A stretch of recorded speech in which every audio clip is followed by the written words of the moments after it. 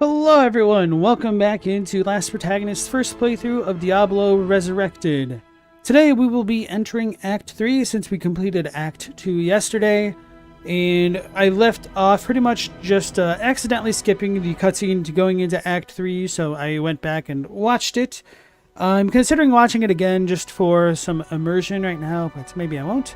Anyway, yeah, that's pretty much it. I didn't go back and explore all of the tombs that were the wrong way, so maybe I could do that, although I'm not really that worried about it. Don't think I'm missing anything unique, perhaps. It's probably all RNG anyway. So yeah, let's just go ahead and dive on in. Mendacious Cat, Arabi, welcome back, you guys. Today's chapter of Chainsaw Man was just man.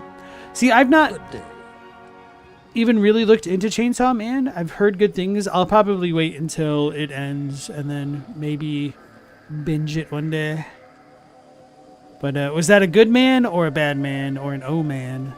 Well, I gave you my word and brought you here as promised.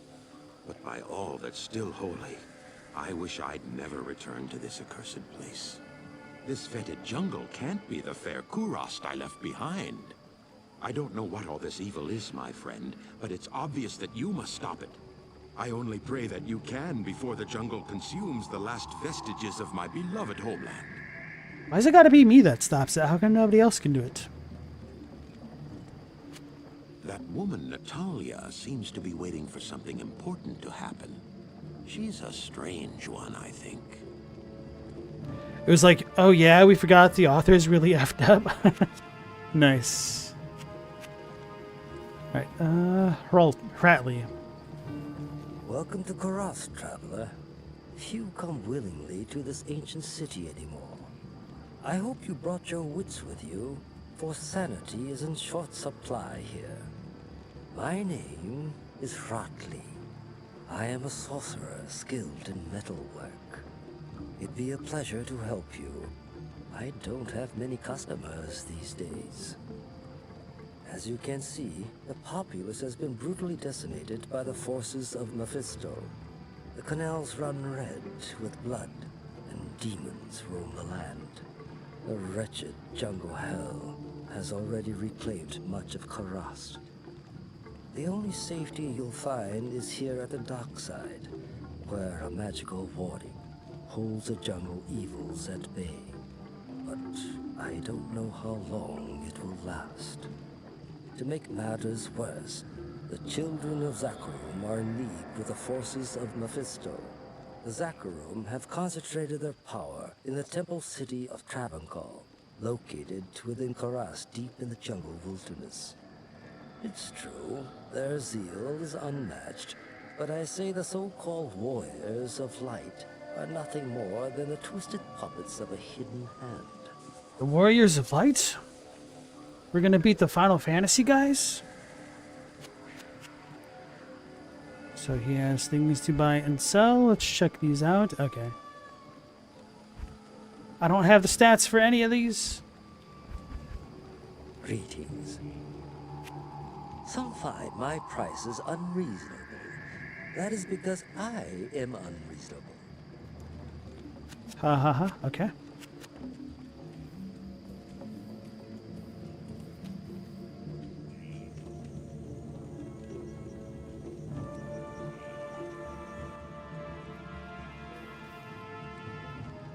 I think I like the remake graphics here a bit better. Maybe I shouldn't say graphics, maybe art. Check out this tree.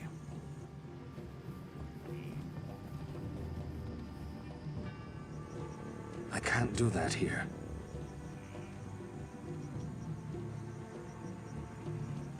Hey, Real Dirties, welcome back in. Time for the worst act. Do you want a tip for my merc? No thank you. Natalia. Greetings, hero. I've heard of your exploits and, I'm quite impressed. Very few mortals are capable of dealing with the three and their minions as you have. My name is Natalia. I am a hunter of evil, part of an ancient order sworn to hunt down corrupted sorcerers. If I could, I would gladly join your quest to stop the three, but I must wait here for further news. I can't predict what will happen, but the danger is greater than we can know. Until I receive my orders, I'll assist you with the information I have. My order has been keeping watch over Ormus for many years now. He seems to champion the cause of good, but who knows what shadow lurks within his soul. Don't know who Ormus is, but alright.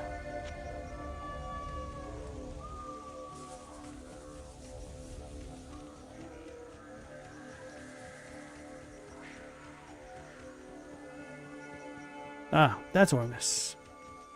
He's enormous. Great. I've not set foot Wait, in what? glorious Kurast for many years, but I never would have imagined it could be so corrupted.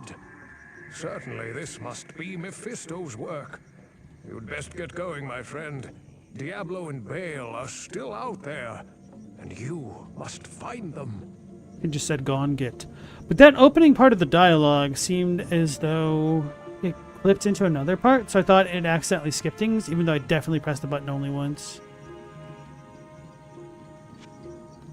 Judging from his dress and strange markings, I would guess that Ormus is from the ancient Tarn mage clan. Yet none of the others here seem to know that he is a sorcerer. The Tarn were once as powerful as the Vigerai clan, but their studies were even more secretive. I wonder what he's hiding. So it's Baal, but not Tayan. They say so. Judging from his dress and strange markings, Does he say anything different about the cube? you have quite a treasure there in that Horodric cube. I like the guards here. The super crimson stuff. We've got Akinator. Damn it! I wish you people would just leave me alone. Oh, you're a necromancer, aren't you? I've heard that your kind use powerful potions and such to wake the dead and control spirits.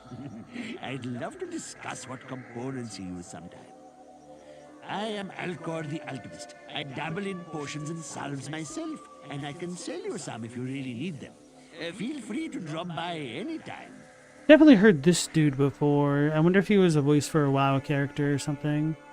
And then, hey Camillo, nice to see you again. Act 3, you missed the Duriel fight. How did I manage? The guy's a notorious noob stomper, no offense.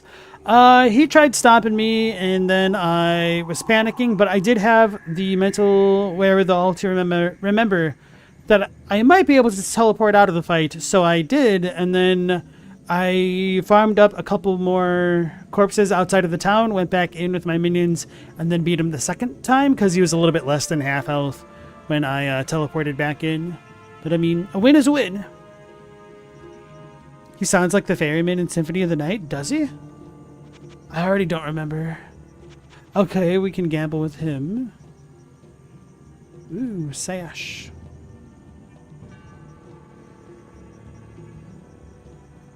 See what his shop is. Well, that's funny. He doesn't even have the healing potions. He's kind of worse than the other dude. Hey, Platinum Chip, how's it going? Yeah, Duriel almost got my goat. I keep a library of tomes. Heretical, exegetical, hermeneutical, and pharmaceutical. Right. What level am I? 23? 22.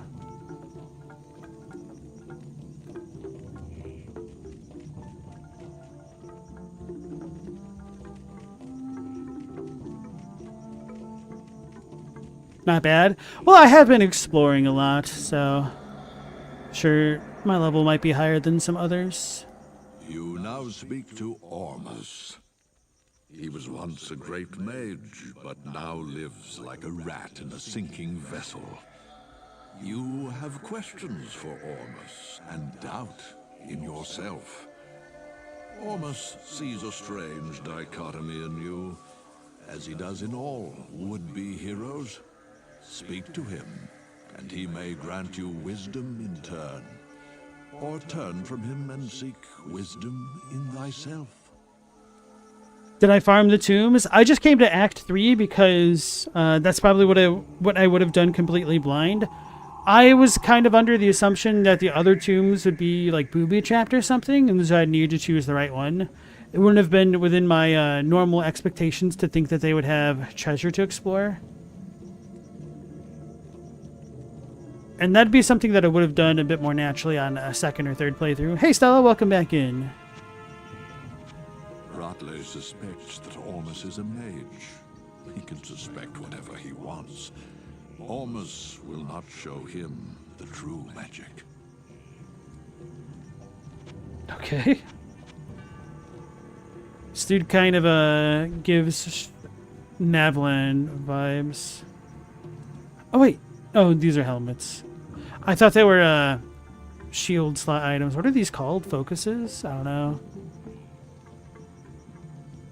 I don't know what these items are called in general, like the category. Alright, I got a set item from gambling. I don't even remember if I used that. Maybe I used it against Hrotley. Not Hrotley, Duriel. It's a lot of defense for this.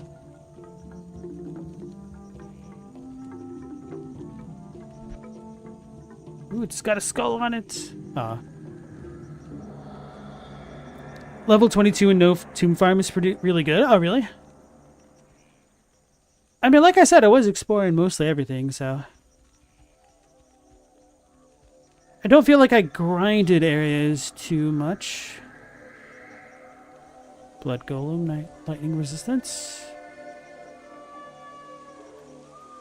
Level 1 to curses, just generically, that's nice.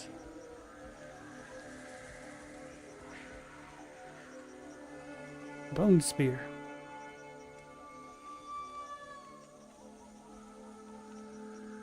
Iron Golem and Blood Golem. Causes monsters to flee. That's not bad. Way out of my price range, though. Is that out of my stat range? 24, okay.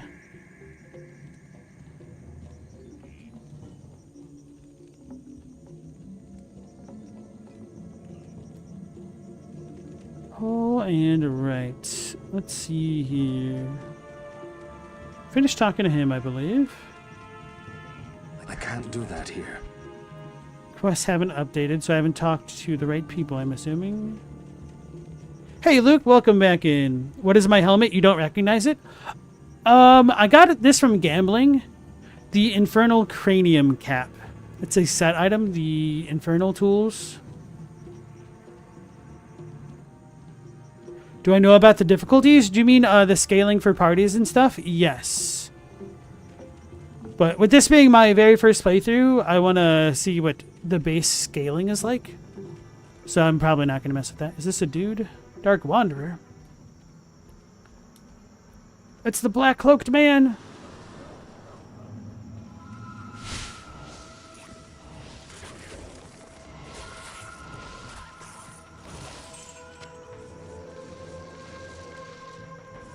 I can't use this yet. Not that? Wait, no, then I guess I don't know about the difficulties.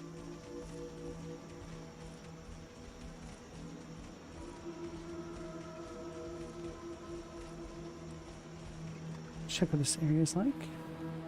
Very, very different vibes in this place with the updated graphics. I wanted to check out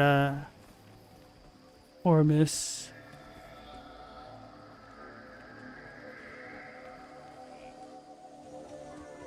So this is the inspiration of the Val. I see.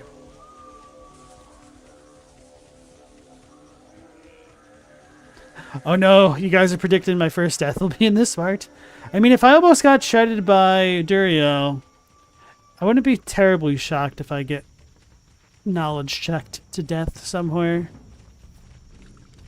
Honestly, it was kind of a fluke that I even remembered to think about teleporting out of the Durex fight.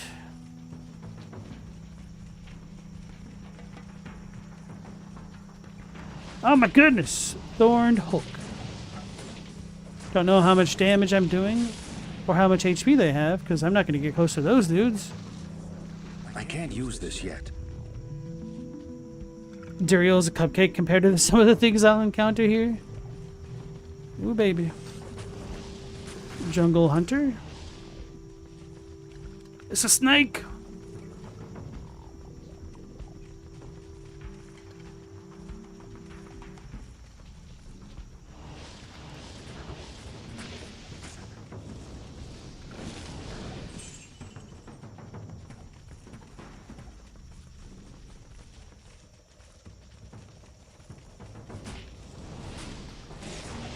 So the tree boys. I think those things would probably look pretty cool, updated, huh?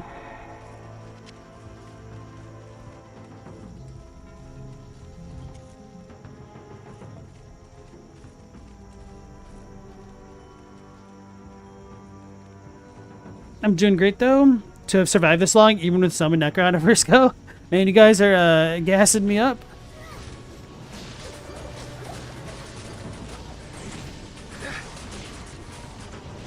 Ash, Feasting Taylor. Can I reach? I thought I leveled up. I got excited. The Jade figurine? A worthless statue. Perhaps I can trade this for something better. Alright, let's update that quest then. In a little bit of a safer location. Need to summon another Scully Bro. Ask a Kane about the Jade figurine.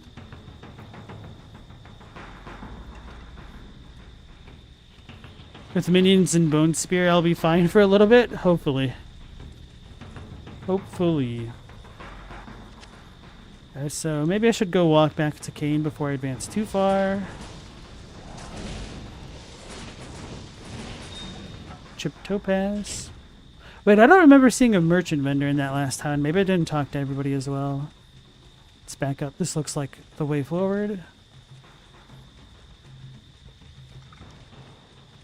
And I appreciate you guys holding back the info.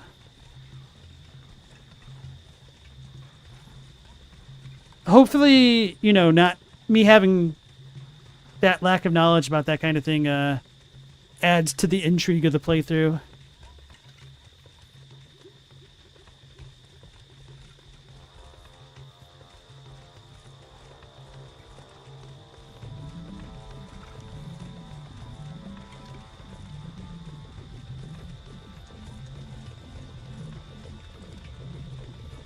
You think it's funner that way? Nice.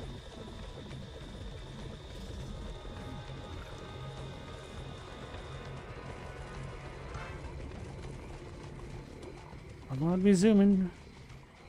Back in Lootga Lane, Meshif told me he had a fondness for jade figurines. On his trading voyages, he collected an odd assortment of such small statues. I would show him your figurine. Is that a euphemism? The Golden Bird. Back in Lootga Lane. No, it's the same thing.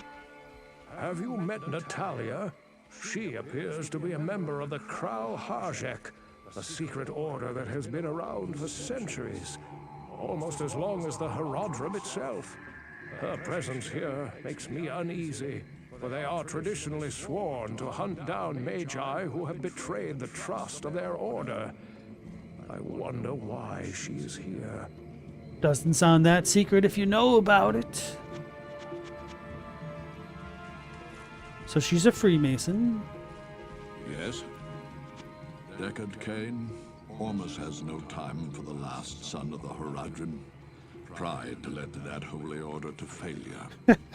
I like how he just doesn't sugarcoat what he says. Deckard Cain? Luke, there's a couple things you really want to tell me for my own benefit, but that's part of the fun. I'll learn when the time comes. Or maybe I'll never learn at all.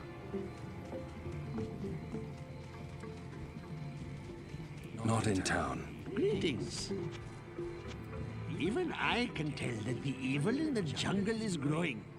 I hope you survive out there, my bestie friend. I'd still like to discuss what components are best used in necromantic potions. Even I can... I was hoping he'd have a magic wand. See, I don't know if it'd be good to gamble for a magic wand or just buy one outright. I feel like the RNG has to be pretty against you. I like what I have, but I could certainly do better. This doesn't look like a bird at all. I should have sold the thing. Oh, I'm going the wrong way.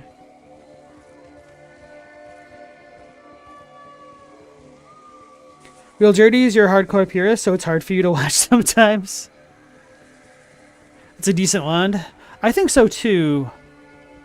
Which is why I would be a little bit reluctant to go for it. But honestly, my other items seem pretty good. And there's no way in hell I'm going to be able to afford to truly gamble for a better amulet. So I guess perhaps rings I could do better on. And the sash. But I feel pretty locked in almost to having the life regen. Although I feel like I might be outscaling only having 5 regen.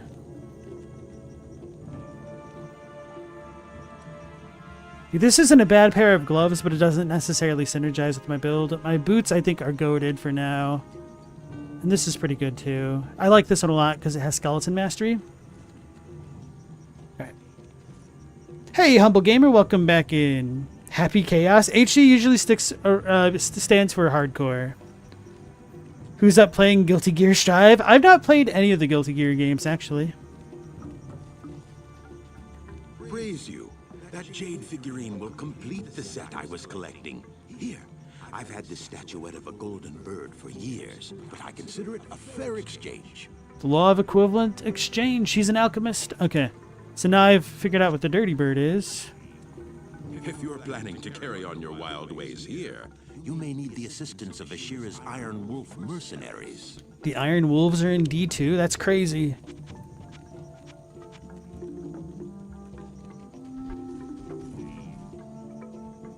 Need to ask Kane about the golden bird.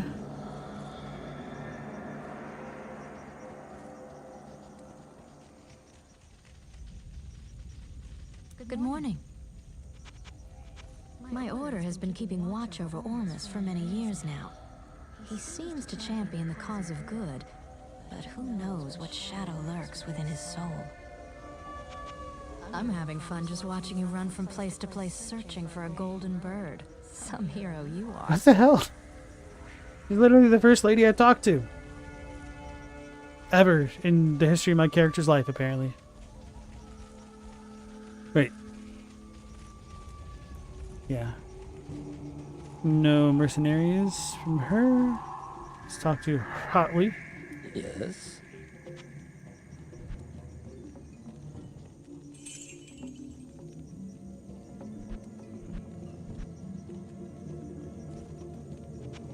Within the temple city stands a tower built long ago by the Horadrim to imprison them.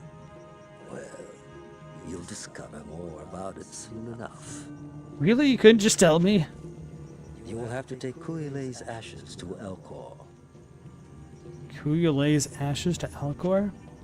Alright, so we gotta go visit Akinator again.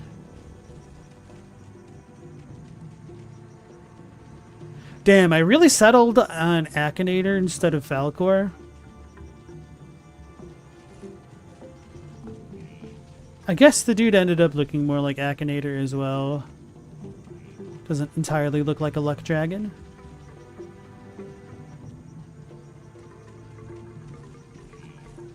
I've read legends about a sage named Kuile, who studied the mysteries of life beyond death.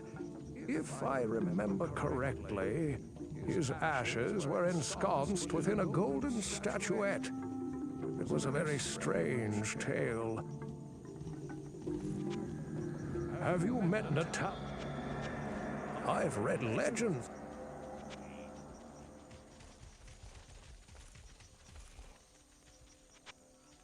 Deckard Kane? Right, he doesn't care about no golden bird.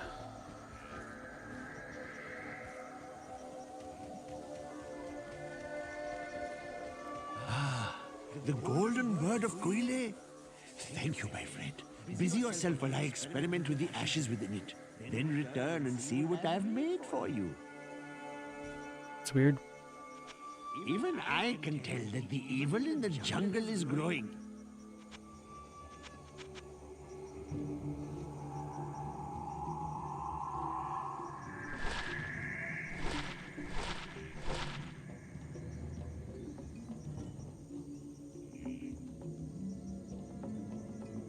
Terrible.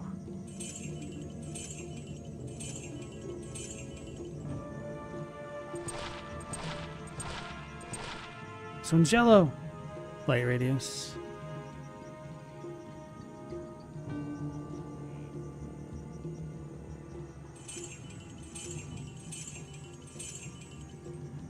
Did I see Ashira? I did? I don't remember. I just talked to her and I've already forgotten. This will be my last gamble for now. Too bad I can't give this to the mercenary.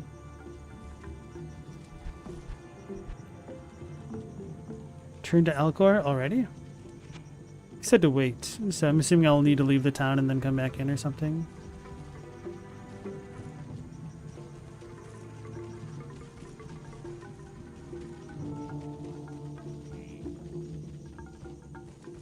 Kind of wish the NPC name stayed up around town because I don't remember where I saw Bajira. She's the Merc NPC in town? Damn it.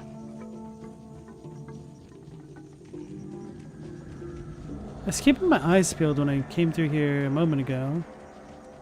Didn't see her on this side of the map.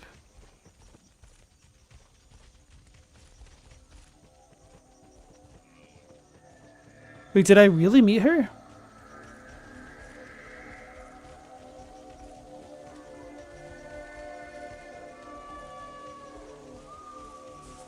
Act 3 took Luke the longest to remember their places of things. Oh, she's all the way over there. Yeah, I don't think I actually walked in this place. Hello there. You must be a great adventurer to risk coming here. My name's Ashira, and I lead the mercenary band of mages known as the Iron Wolves. We've been hunting down demons in the jungle for months, but no matter how many of them we kill, they just keep coming. Seems this whole place has been overrun by evil. Rumor has it that you've come here to help.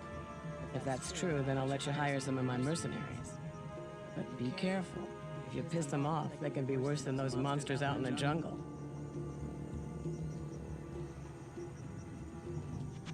The Iron Wolves and I have made a good living around here lately. Hello there.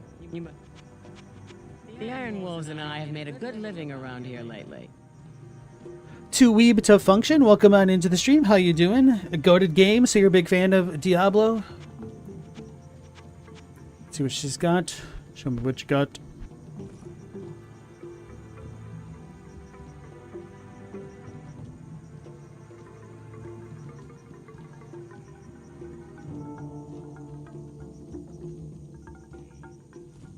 Right. What can I do for you? Chilling armor.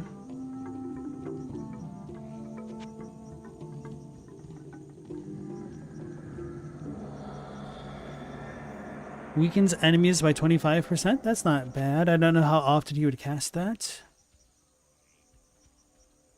Adds fire damage to all things. Wait, how come he doesn't have a third skill? Oh, it's just attack.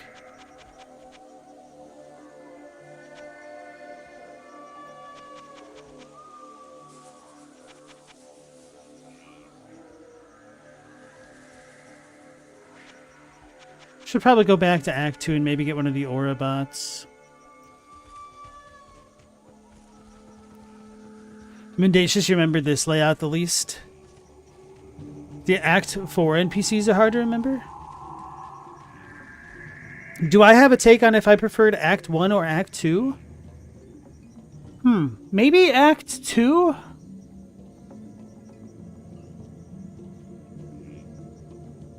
Probably Act 2. I kind of like the Egyptian-esque theme a bit more. I liked the monsters more.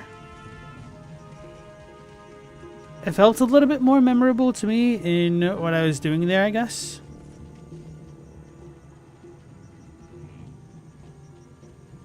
Mendacious, your PC's worse than a PS4. You're not sure can run Elden Ring? Man, that sucks. Yeah, I was thinking Enchant can synergize with the minions. I just don't know how frequently he casts it, or if it is an AoE type thing. Because if it was an AoE on the minions, that'd be pretty good. But if it's just a single target and it's on a bit of a cooldown or something, then it might not be the best. Although maybe he could spam it in between combat and it wouldn't matter. Luke, for you, Act 1 is great all the way through. Act 2 has some mobs you don't like, and the narrow tunnels. Oh yeah, that's fair. But you love the ending, and the environment / atmosphere is great.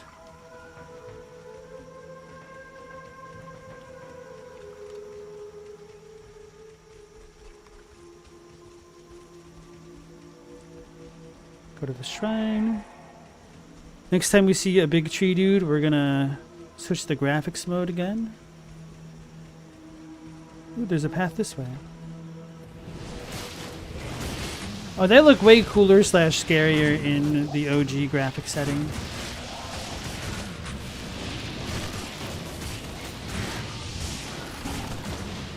Still scared of their size. Why do I keep misfiring?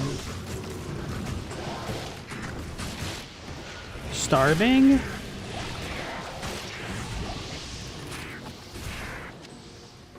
Ooh, greater healing potion. Actually, I'm going to pick these up and maybe... Oh, I forgot to put things away. And do a little bit of inventory management. Before that... Yeah! Alright.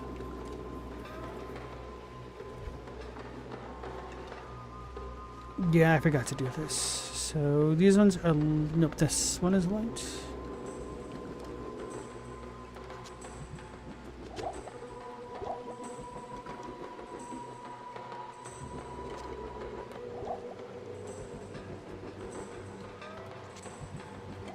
Alright, so the light one has a lower thing. Okay. This is when... what's his name messed me up. Duriel.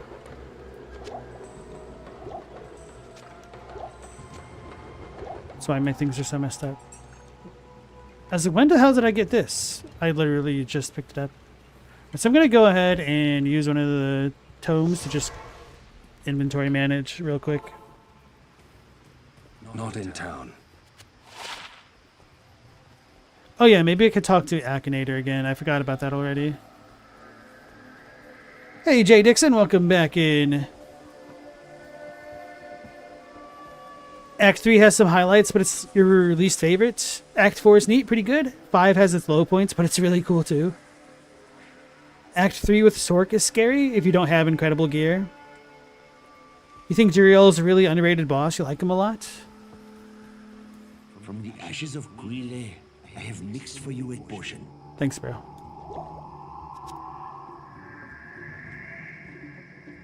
Can't be traded. Potion of life.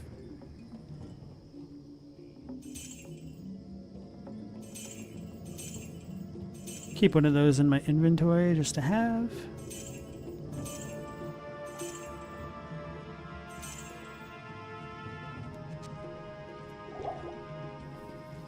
Go back to me stash.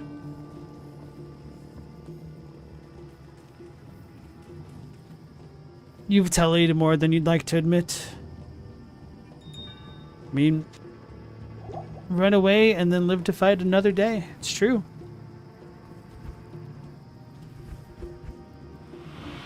Oh.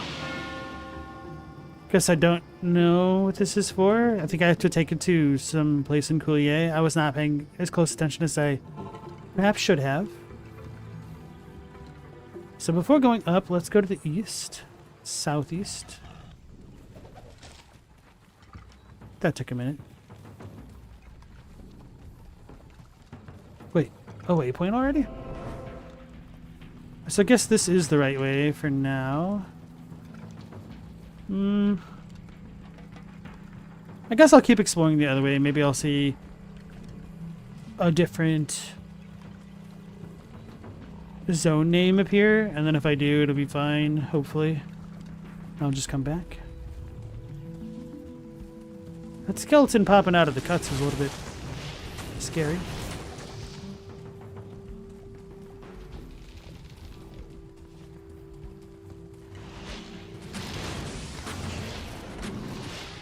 It's the nice thing about having ranged mages.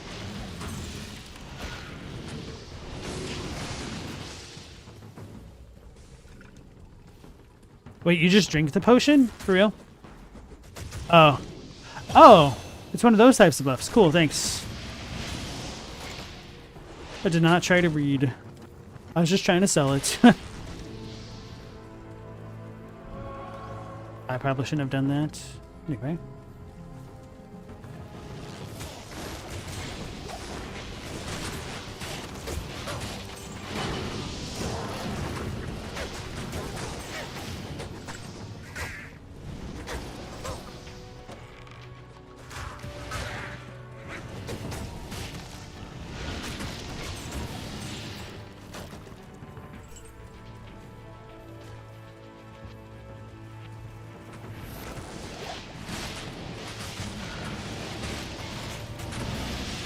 It really does surprise me how often potions drop. Okay, so it circled back in on itself. That's great. Which means I can keep exploring up above. How many of these do I even have? 16 and 19.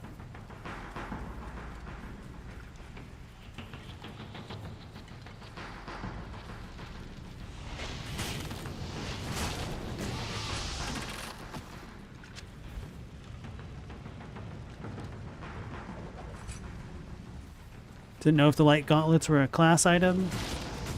Kind of assumed they wouldn't have been, but with it being all lighty, I was like, maybe it could be for a paladin or something. Haze White the Sharp.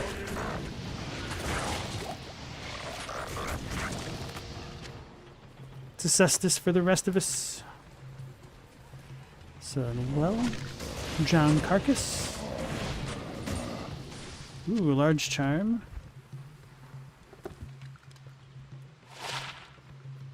Adds 1 to 5 lightning damage and 7 attack rating. Is attack rating just accuracy, or does that increase the range of damage you can do? I guess I don't know. And if you guys want to answer that, that's fine. And if not, I'm not really that worried about it. Just kind of idly curious. Exploding potion. Ooh. Hey, Meow Laser, welcome back in.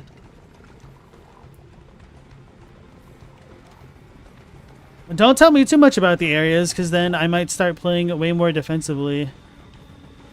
Then you guys might lose out on the coveted first death.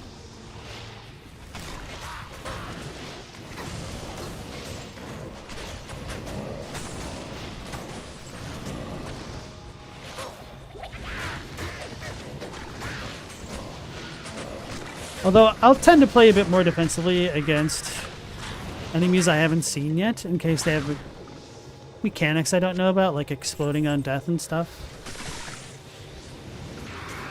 Hello! I've heard about their queen.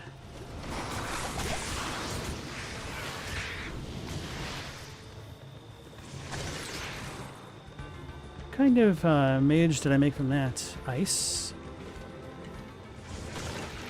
Poison. Ice. Whatever. It's like attack bonus if you play D&D. Armor's like a complicated AC. Okay. Attack rating is useless to neck. Okay. Okay. That makes sense. You'd love to see me remain deathless. How wild would that be? I don't know. I'm not counting on it, but I'm just a little bit surprised that I made it to Act 3 without deaths. Because I don't play the most carefully, for sure. I get too impatient. So, unless I get one shot by a boss or something crazy, I'm expecting to die from face checking something in a dumb way.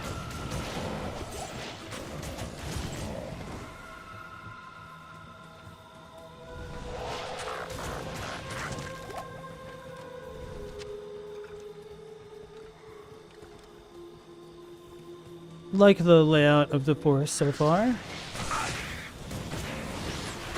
Ah!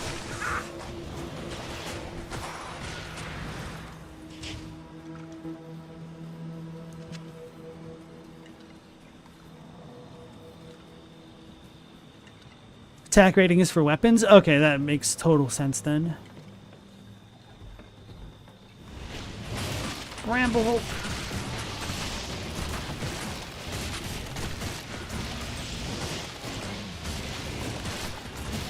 Seath Maul the Hunter.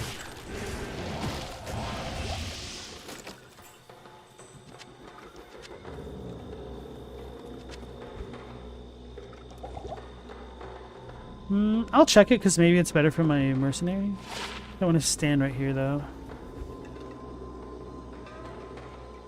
95 defense? Oh wow.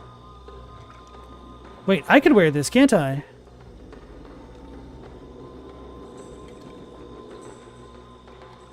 I'm unironically tempted to keep the socketed item just for the better magic find, but that's a hell of an upgrade in defense. I forgot how bad my actual chest plate was.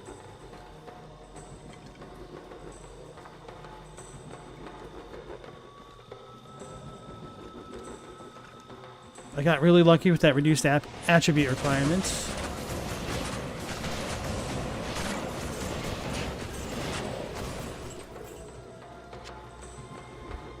Alright, I did pick up another one.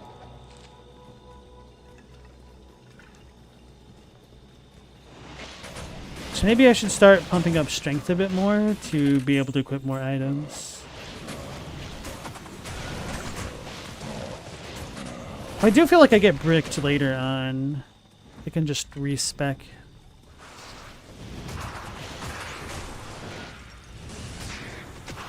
Yeah, so those are probably ice corpses. And so now I've got fire, ice, poison. Maybe that's earth. I don't know. Ooh. Oh, that's on the other side of the swamp. Alright, time to go around.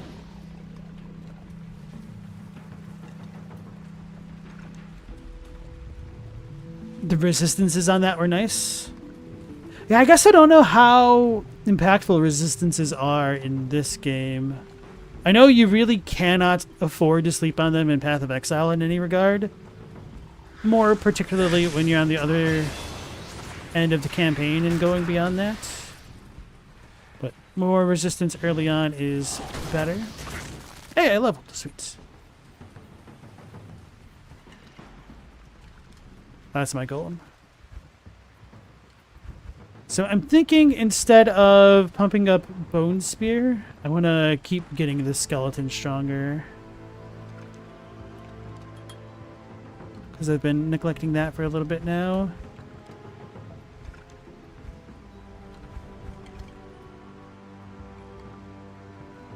Level 18 versus 24. So maybe next level I should go Blood Golem and then Iron. Or maybe if I get another staff in the shop that has Iron Golem, I might pull it out to see. Well, it's only thorns. I need to be able to summon a lot of the golems, I think, to make better use of that. I feel like Fire Golem could be fire. Alright. My mana feels pretty fine. My Vit, I could use more of that, I guess, but... Wait, this does say it affects Bone Spear. What the hell? Right, maybe I'll go to 30 strength and then a little bit more vitality. Just for attribute requirement's sake.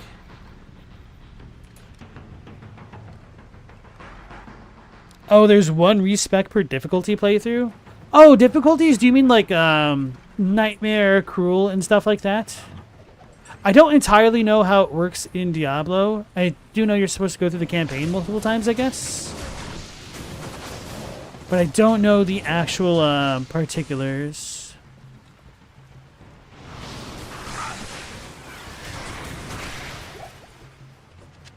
So that was on me for not understanding the question earlier, I think.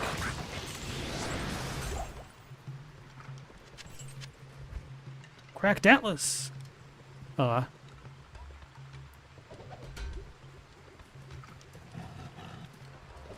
Normal Nightmare in Hell. Okay.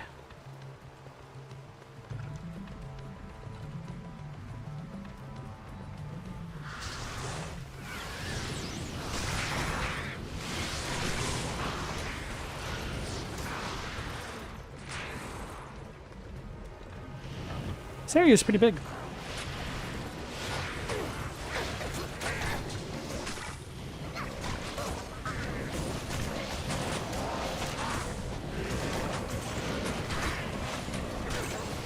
They're probably getting revived or something. No? There's just a bunch of them? Alright.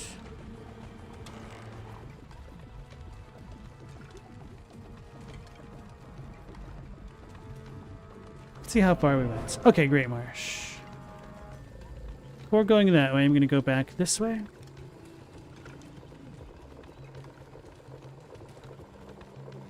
Alright, so respec is limited to once per difficulty. Yeah, I would never have guessed that. So maybe before exiting Act 5, I should mess around with that. Food clasped orb.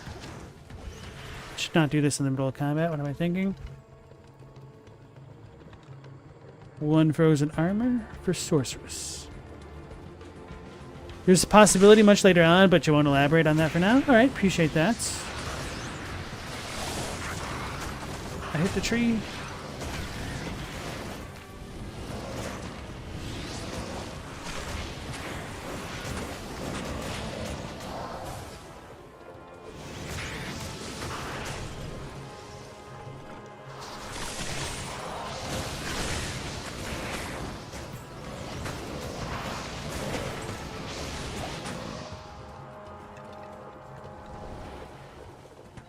Yeah, this area is super big.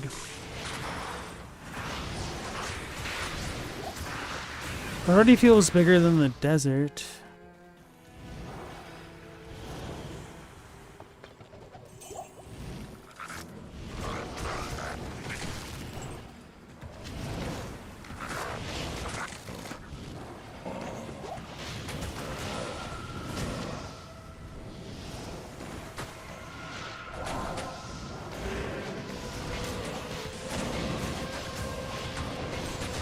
I can always go back and use the lower difficulty respec if not used. Okay, I would not have guessed that. I guess that makes sense. You can go back to the previous acts.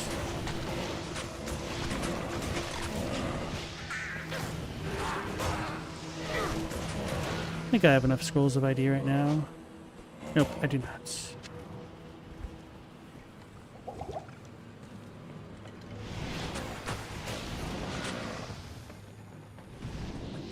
What am I hitting? I'm on the remastered mode. That's my fault.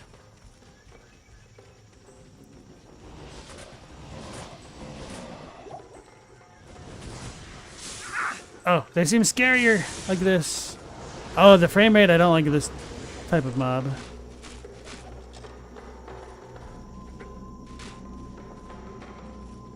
It's really interesting to me how they've got this layered, the old style graphics on top or beneath the new.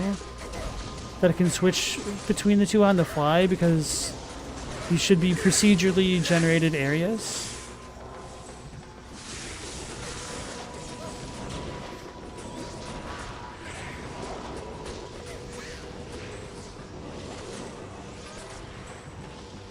Did I get one?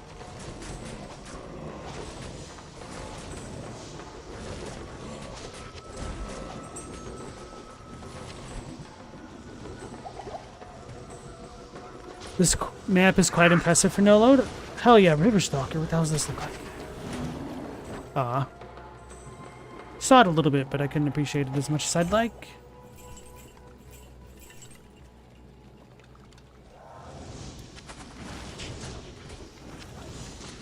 I am overburdened. So let's take a moment if I can. Looks like I'm in a safe spot now. To reconfigure all my potions. So we've got the double bands for the graders.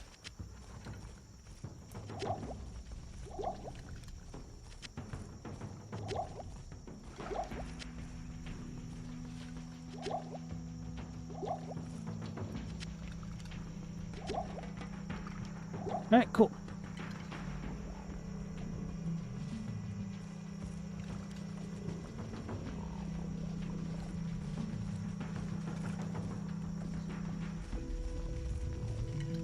In 2000, no less, that kind of feature is impressive, even nowadays if you're Bethesda soft. What do you mean? Bethesda can totally make gigantic areas. Just don't ask for much in them.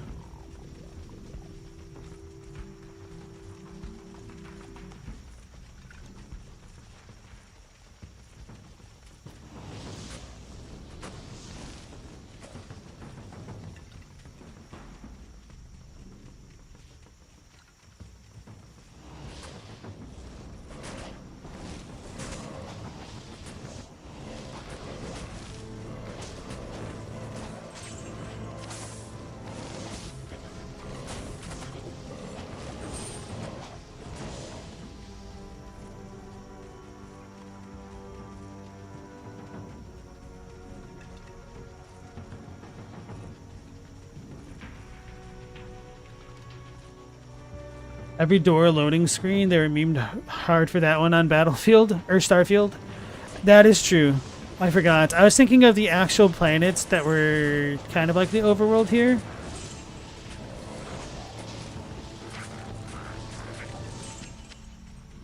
Feels bad, man. Yeah, when I saw all of the promo stuff for Starfield and the frame rate looked as choppy as it did and it didn't really look like much was happening on the screen, I was skeptical. And so it's one of those situations where it feels bad to be proven right or being able to say I told you so. Like, not to make fun of the fans who bought it or anything, feel bad for them. The golem scaring the crap out of me again. See? That's what my skeletons do sometimes. I thought that was my skeleton at first.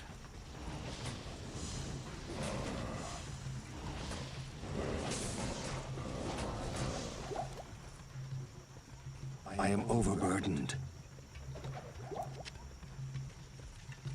So now I think we're pretty damn good on it. No, we've got a lot more to explore over there, perhaps.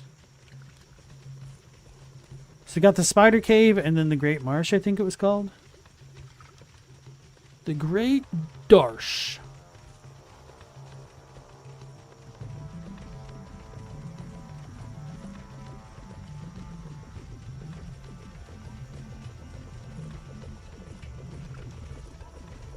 Getting blocked by foliage. The true jungle experience.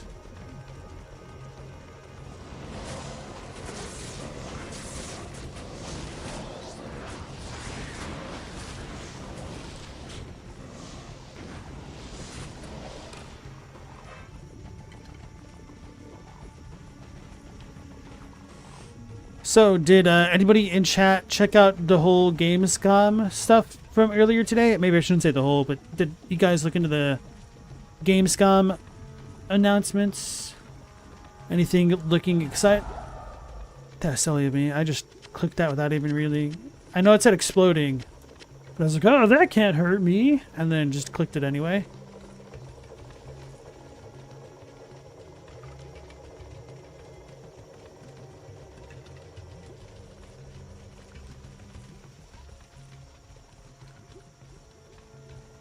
Once you play ENOI, Enoi, enough. So I think we're done here. You saw the WoW trailer, pretty meh. When the WoW thing came on the screen, I just kind of skipped past it, to be honest. Game fell off for me ages ago. Another feels bad moment.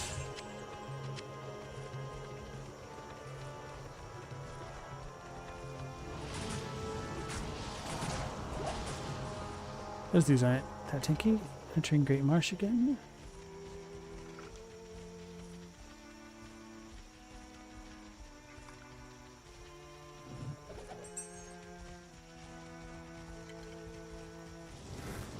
Sucker.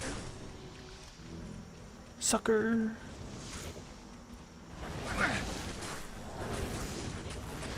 I don't know how long the range is on my curse. I should probably test that and figure it out. Hey, Prince Lorian, welcome back. How you doing tonight? I still need to listen to that 4th Lords of the Fallen dev talk. See what the hell they were talking about. I still haven't played that 2.0 updated Lords of the Fallen. It might be better. I was kind of actually surprised to see how many more views my few Lords of the Fallen videos are getting in the wake of the 2.0 announcement. So maybe they did a good job turning things around and getting more interest in the game. Oh, that's a shrine. Did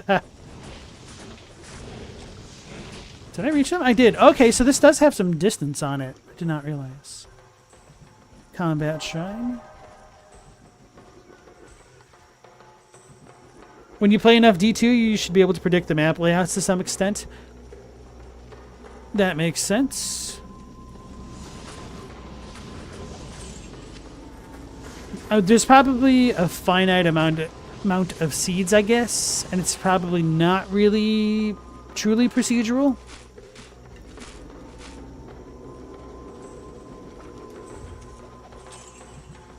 Honestly, every time I think of the word procedural in the context of video games, it makes me think of all of Will Wright's promises about Spore.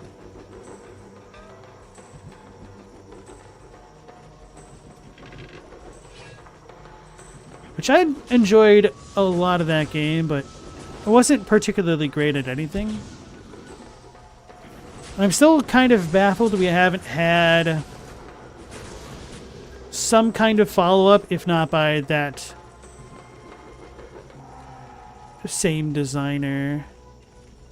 It's like the idea of having a cellular-based game that your cells kind of develop more and more advanced features over its evolutionary cycles, I think is just such a good idea for a game. Really fun.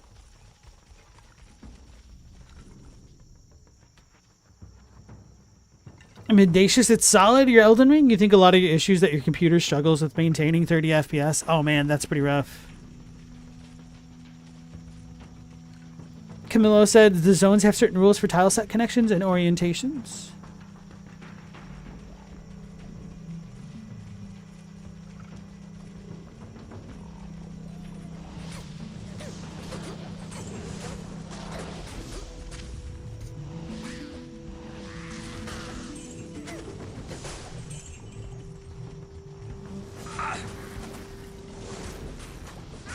You walked right up to me.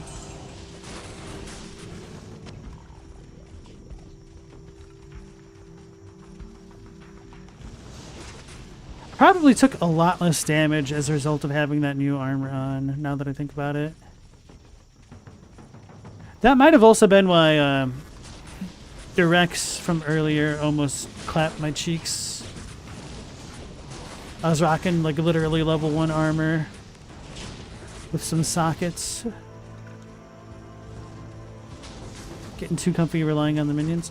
Man, I was expecting this spot to be small, and here it is. It's fully extended own area.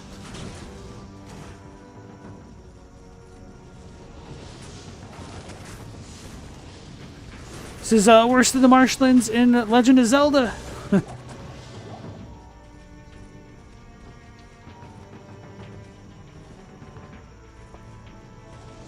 Oh, Mendacious, you're saying for Lords of the Fallen it's solid? It has issues, but you've done a couple playthroughs in spite of them. I really enjoyed the game. I do think that it was trying too much to be like Dark Souls. Oh yeah, I don't have a dodge roll. What the hell am I doing? I was panicking. I am overburdened.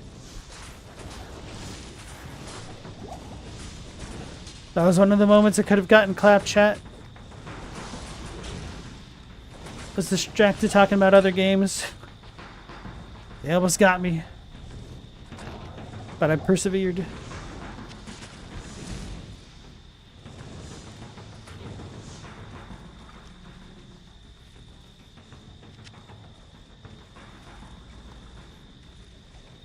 Yeah, so I don't remember exactly what I was saying about Lords of the Fallen, but I feel like the moments where it deviated from Dark Souls and was trying to do its own stuff, it had some really nice features / mechanics going for it. But my god, the quests were terrible. Probably worse than any FromSoft game in terms of completing them. At least for the Umbral ending.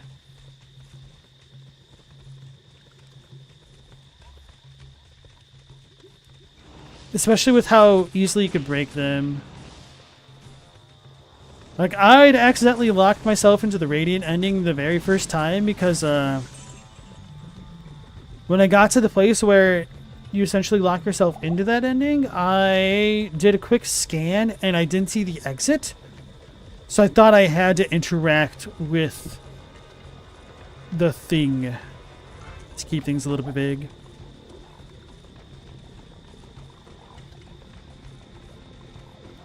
I mean, I probably would have done it anyway, but it also kind of sucked that it was really unclear reacting or interacting with the thing that way would be such an impactful moment for the narrative of the game.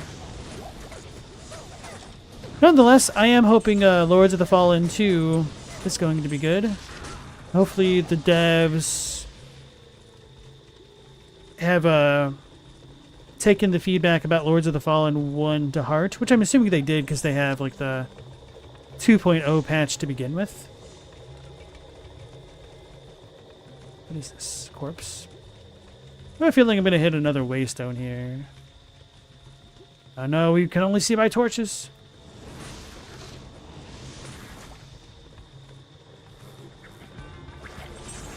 Scared.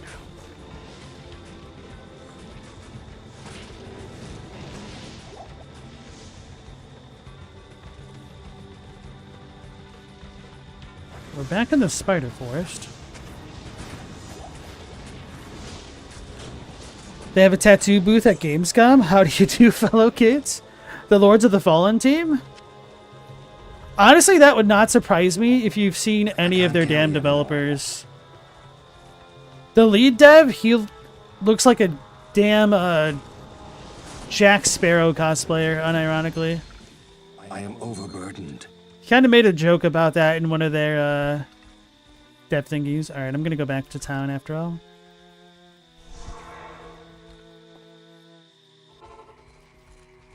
Wait, it's all dark now. I've gone way too far, huh? They're all tatted up, but like, make the game good? No, you. Never forget that your ultimate purpose here in Kurast is to destroy Mephisto. The ancient Horodrim imprisoned the Lord of Hatred inside the Guardian Tower that is located within the temple city of Travancore. Know this, friend. The only way to gain entry to Mephisto's prison is to destroy the artifact known as the Compelling Orb. Mephisto used this device to control the Zakarum priests and their followers. The orb can only be destroyed with an ancient flail imbued with the spirit of the one incorruptible priest. Soon after his imprisonment, Mephisto worked his evil corruption on the Zakarum priesthood.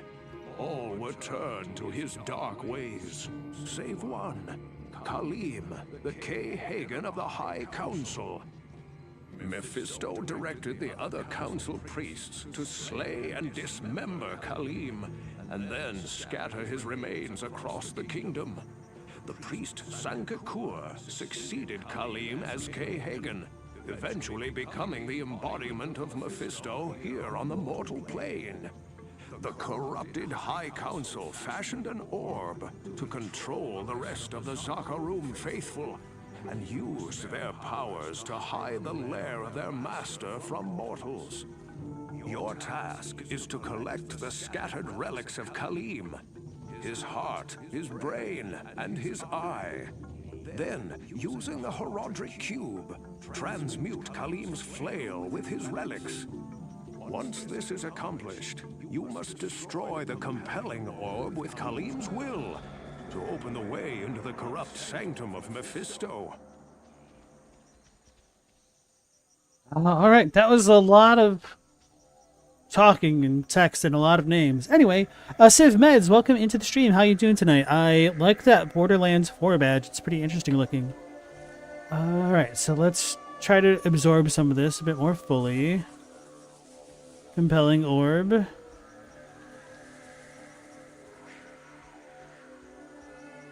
So Khalim avoided it.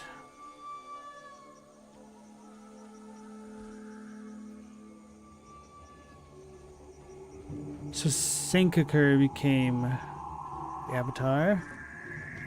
I don't care about Kaleem. Why'd you even tell me about him or her?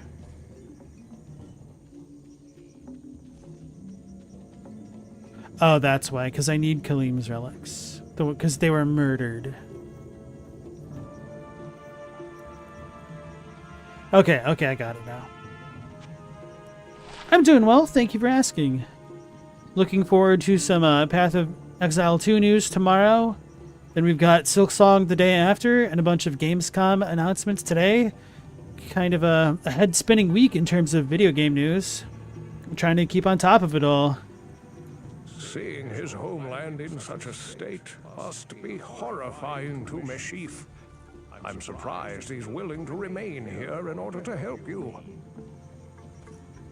Luke, in your opinion, me using a teleport scroll versus Duriel isn't cheap at all? If you abuse a mechanic for unintended easy boss fight, sure, but you think TP is fair play?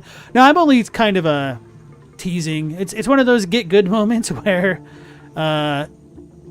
it's a little bit more satisfying to beat a boss without having to teleport and downing all of their HP from 100 to 0. I would have been probably fine with that if I just had to go back and grind, because sometimes that's just how it is. But the fact that its HP bar stayed where it was a little bit lame to me, and kind of diminishes some of the feeling of accomplishment to me, I guess. Yeah, I like to suffer.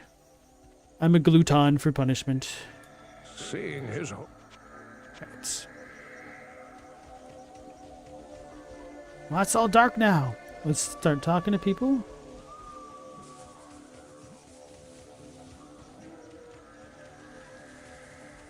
Hello. Toredo. That's not as much money as I was hoping. I dropped it.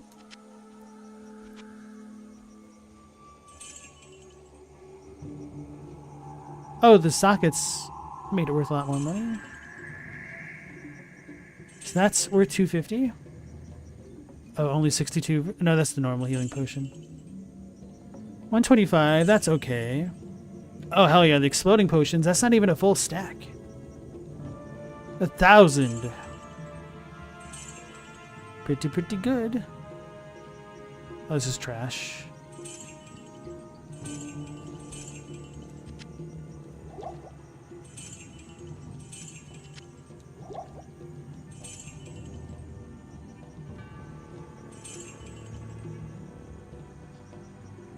Maybe I should keep this. I don't know. My knowledge and experience of the genre helps a bit compared to being blind in 2000. Oh yeah, I'm absolutely sure. Like, if this was truly a first time I was playing an ARPG, I'd probably be doing the quintessential first players build, where I would put 1 point into literally everything that I could just to see what it did. The noob trap build.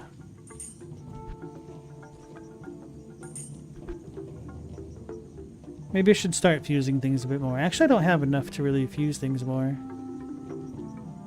Alright.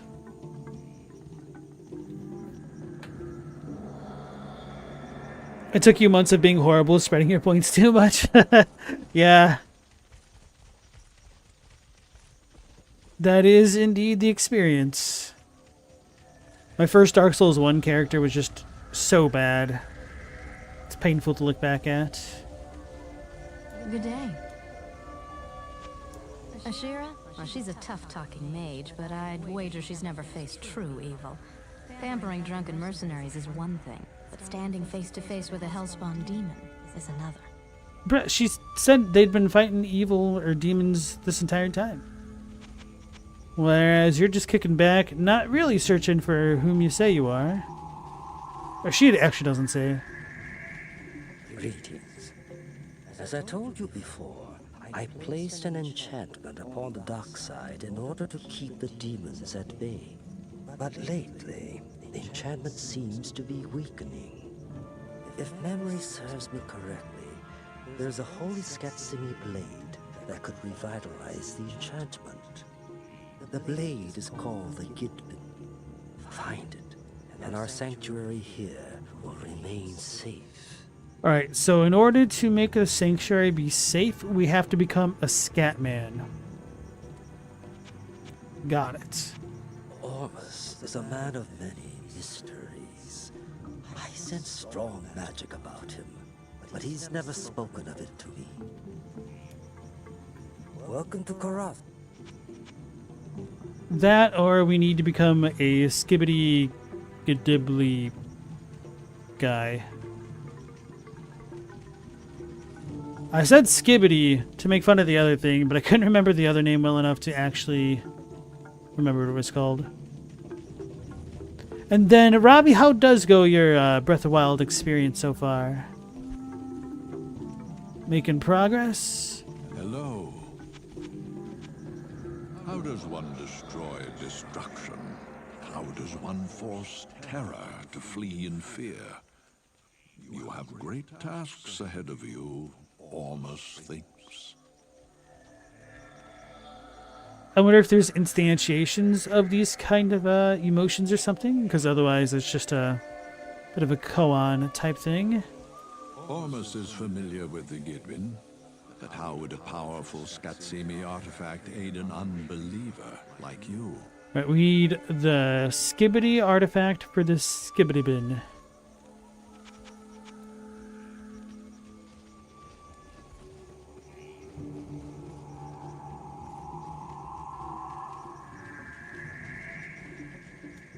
The dog is snoring on the other side of the room.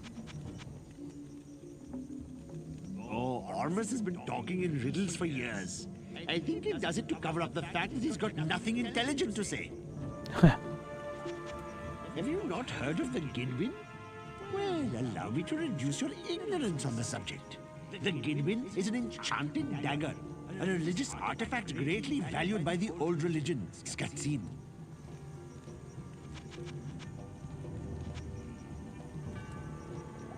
Joe.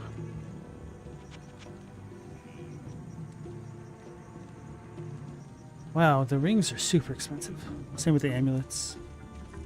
Hey Mal, welcome back in. How are you doing tonight? I'm surprised that it'll let you use a potion when you're at full health. That makes me wonder if the healing effects get queued or something.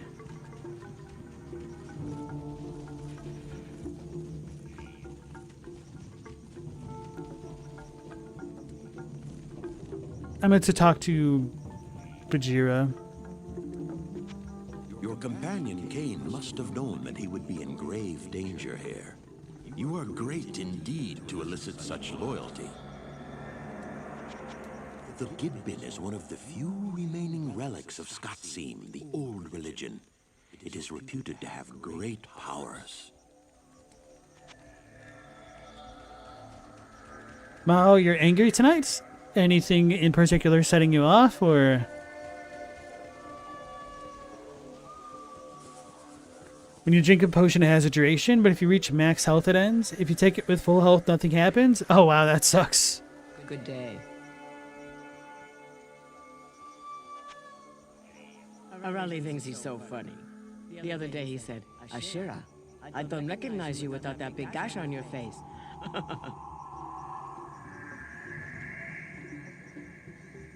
Huh? The Gidbin will reinforce the enchantments that protect the dock side from the evil that infests Kurast. Arali thinks he's so funny. The other day he said, Ashira. So is he going mad?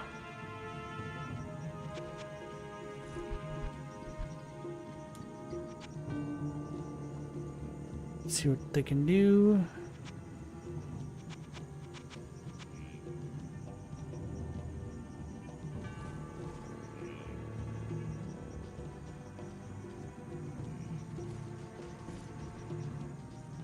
No, you just had a bad day. Sorry to hear that, bro.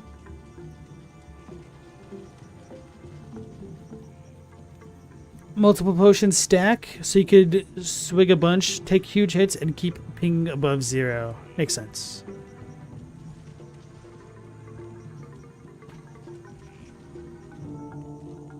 I feel like I'm forgetting something here.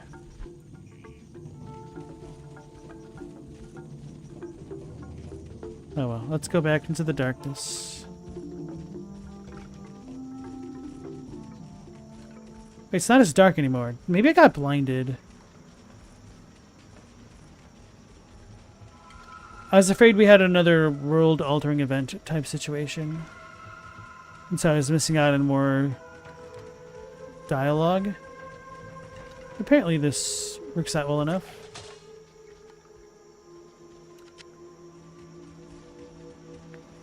They don't stack in duration, but in healing per whatever unit of time. That's kind of how I took it, but I appreciate the clarification. Because I could see how that could be confusing.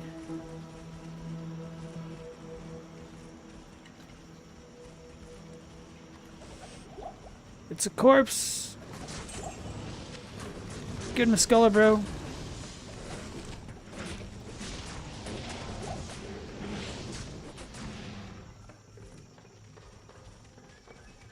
Entering the Flayer jungle. Oh no, y'all done talked about this. An Unraveler head. Soul Killer. So we got Chucky dolls running at us. Oh, they're like little imps. They're goblins. They're cute. Oh, that's my mercenary. She wasn't gray. So I thought she was a bad guy.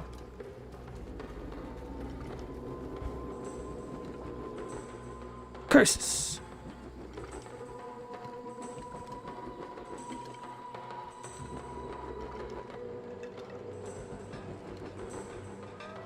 Press L2 to cycle?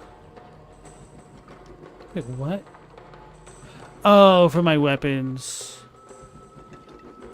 Oh, so I could equip 2 focuses? I guess that makes sense. Or maybe I have something in my other weapon slot that I forgot about. They're coming to get me.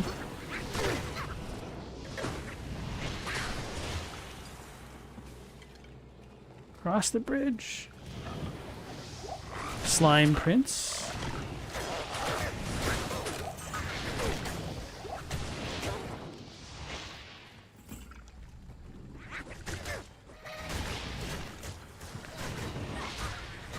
Camilla, you remember healing potions having a small chance to crit and heal for more? And having a high bit stat improves that small chance. Huh.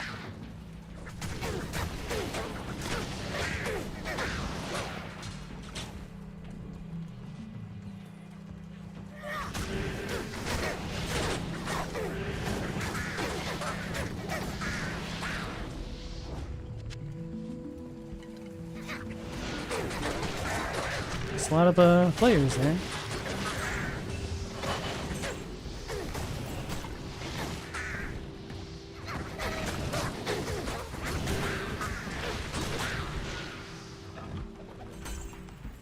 Spirit Mask? Carrion Vine.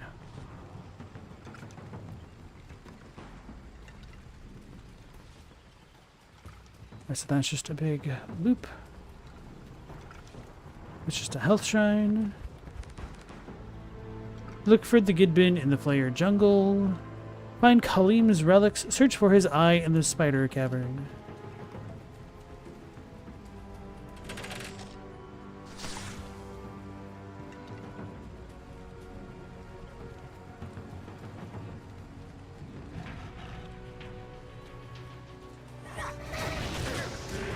Dread Festival. Yeah, amplified damage, or whatever it's called, really does seem to put in work. Oh no, I got a double to replace the one that I accidentally drank. Okay.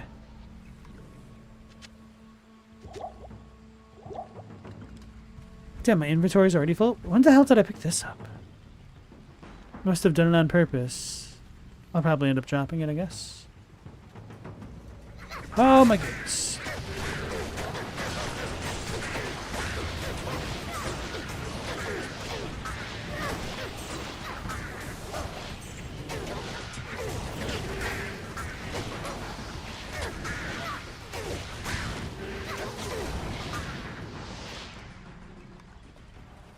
Well then. Not enough mana.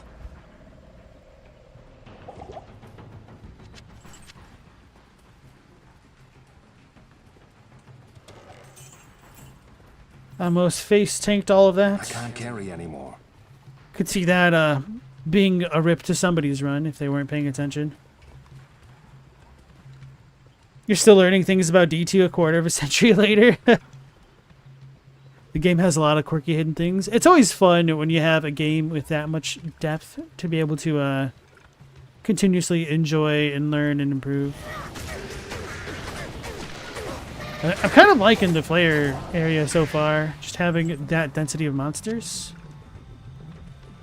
Famous last words. I have just invoked the curse of the streamers. That skeleton totally saved me with his down Mr. President maneuver. Oh, this bridge doesn't go anywhere? Wait, this is it? Okay, this is dead end. For them. You have a polarizing relationship with Flare? When it said Flare, I'm like, oh hell yes, mind flayers. But I guess these little skinning boys make sense.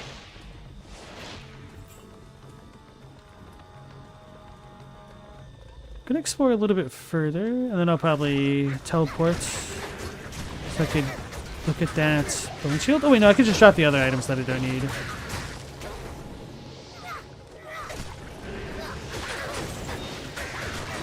Yeah, I think having Bone Spear is definitely helpful in a spot like this. Because being able to pierce enemies when they're all grouped up in those choke points is kind of goated.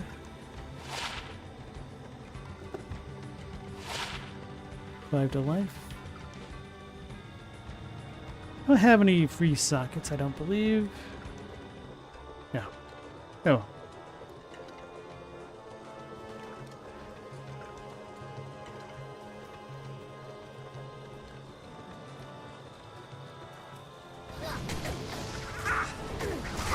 Oh my goodness, that did damage. Guy was trying to do a cheeky amplify damage. Yeah, I can see how this would be a bit of a rippy location, huh?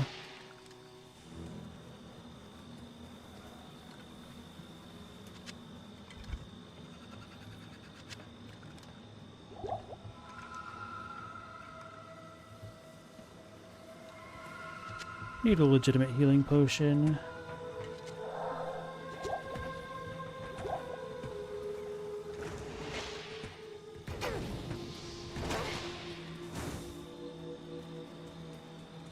He almost cooked my goose.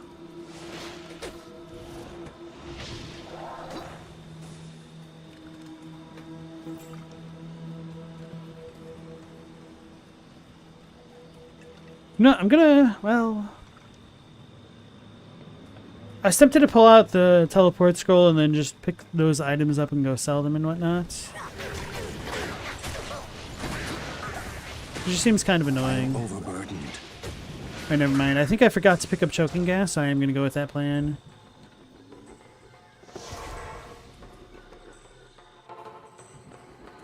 Yes. Be nice if we had another merchant here. Oh no, he does merchant stuff. Cool. Oh yeah, he also sells these weapons.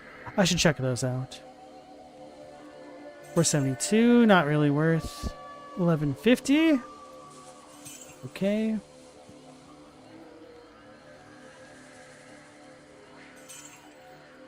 Yeah, picking up potions generally just seems to be greater value unless you manage to RNG yourself a really, really good item.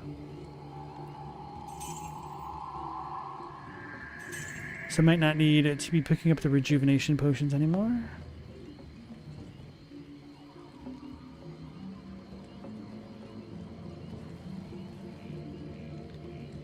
Luke, you still don't have my helmet? Oh, like at all for any of your collections or anything like that? I am curious what this set does. But the fact that it makes damage convert into mana sounds like it could be really build enabling. depending on how things work out.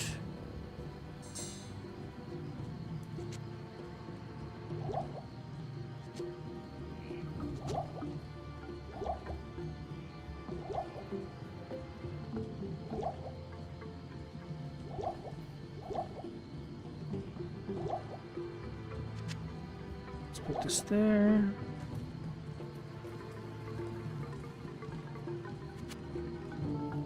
And I know I could put things in the queue, but it's just kind of annoying going in and out of that. If it was on PC, it'd probably be a lot faster.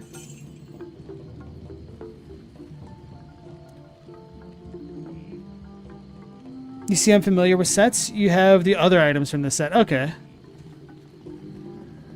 I'm not too familiar with them. I mean, I'm assuming they work similarly as they would in a game like World of Warcraft.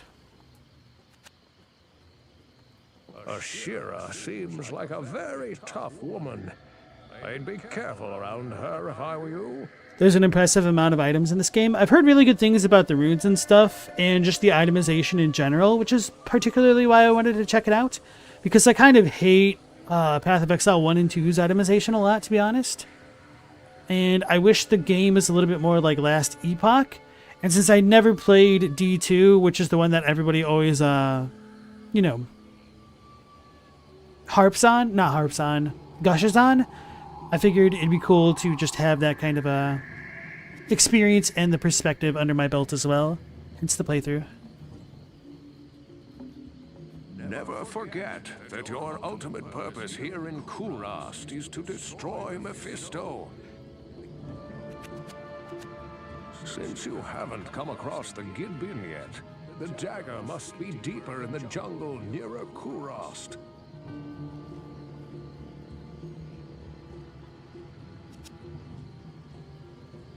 Yeah, Last Epoch also has some set items, which apparently they buffed last season. I have not looked at pretty much anything that they're doing with the current season. I don't enjoy the combat enough of Last Epoch to really stay up to date with it. So, What do you need? hopefully they're making their fans happy with their new season this week. Talk. Oh, Ormus has been talking. Legend has it that the Skatsimi priests place great power within the small blade. Power enough to repel this terrible jungle curse which encroaches on our sanctuary. I don't remember if I'd listened to that, but alas. Let's talk to the girl again.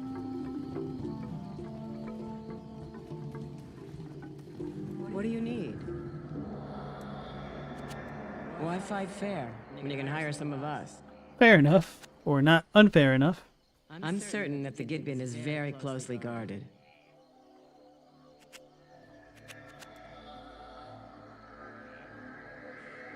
Yeah, I like my archer lady, but I feel like having an aura would probably just be way more effective for my type of builds. I'm gonna go back to the other place and double check what those aura dudes did. Otherwise, I might come back and then use the fire enchanter guy. That woman, Natalia, seems to be waiting for something important to happen. The jungle is like nothing you've ever seen before. Imagine paradise festering like a wound, then bursting. Oh yeah, I forgot to switch the graphics back. Honestly, talking about the jungle being like paradise and then bursting is super cool. I was always a really big fan of the way that you could pair different colors in Magic the Gathering. So, for you guys who don't play Magic the Gathering, I apologize in advance, but one of my favorite archetypes was Golgari, which is green and black. And for those who don't understand any of the color identity, green is all about like foresty type magic, life, big creatures attacking with big things, regaining health points, stuff like that. And black is about death and decay and minions and undeath and all that kind of cool stuff. And so when you combine the two philosophies together, you kind of have like a vicious cycle of life, like death and decay turns into like life because decay is kind of life eating itself and stuff. And so having that in jungle type settings has always been pretty cool to me. Camillo, Ellie didn't click for you. It has interesting ideas, but the world and campaign was rather generic. Yeah, I wish they did more with the timeline stuff, because it was almost like a cross between Diablo and Chrono Trigger, but it just didn't quite hit either peak. Come back this way, have you? What, didn't you see enough action here the first time? Prayer, when active, aura solely regens life of you and your party. That's not too bad. Defiance increases defense. Blessed aim, or increases the attack rating for you and your party. That might be really good for the skeletons and stuff, but I haven't really felt too in need of that. And if these dudes had other attacks than jab, I might have considered them. So let's go back to the new place. We can just teleport there. And then hopefully hire an enchanter that can do a good job. I don't know if I could take off the armor of my merc, so I might need to replace that. Probably should have done that before I walked all the way here, huh? Okay, so the things that I have put on her. What?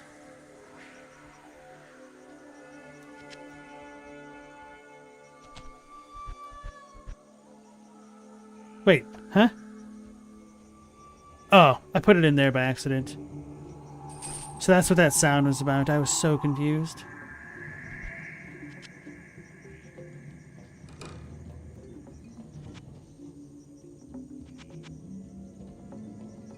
So that needs to get level 24 to get chilling armor. It's fine.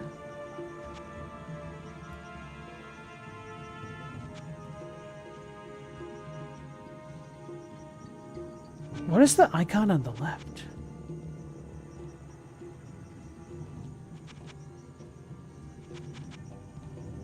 Alright guys, should we go with Jelani or Vanji? Vanji?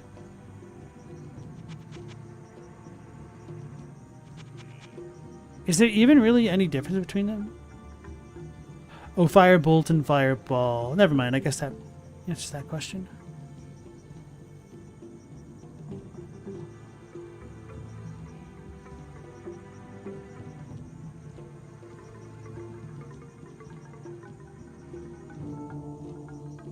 Maybe we have way more mercenaries later on, which is why there's so many repeats.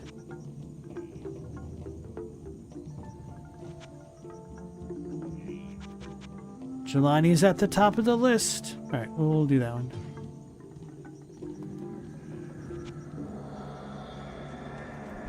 So what is Jelani?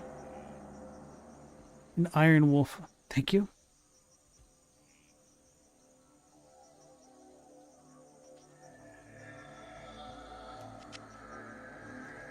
I'll put that to good use.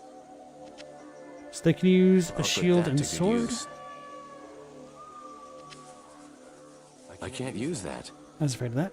I mean, I kind of figured, to be honest. Let's sell some stuff and maybe gamble. Go with Jumanji. We are in the desert, wow. Jungle. Should have been a no-brainer. Poor Vanji.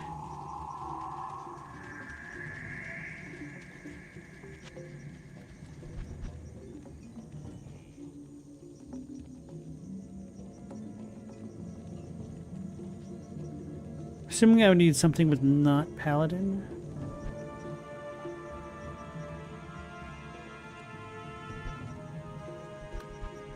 So I do have a question whether or not mercenaries count as specific classes. And if so, what the hell is Jumanji here? I forgot to look at those weapons. Not in town. For myself.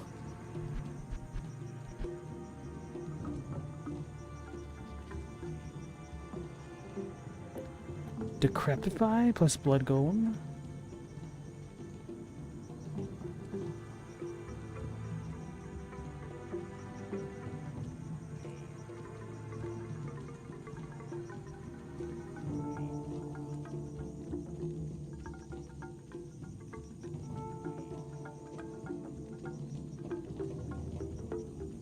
Ignores target defense.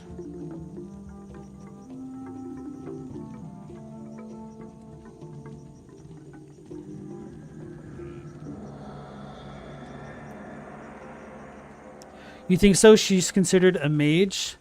So does that differ from sorcerer or sorceress, whatever they are? Cold affected enemies can shatter on death, leaving no body. Relevant info for necros. That makes sense. Shattering leaves no corpses. Yes?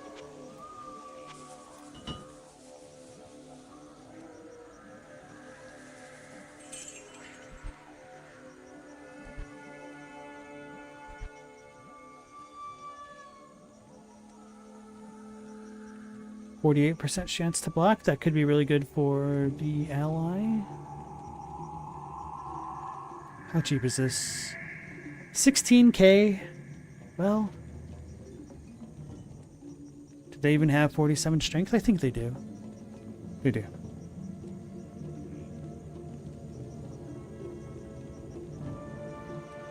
It's roughly based on character class, but it's distinct. I guess I should only care if they have Firebolt, Fireball, or something on the item to begin with. Too bad I don't have a search function that I can use.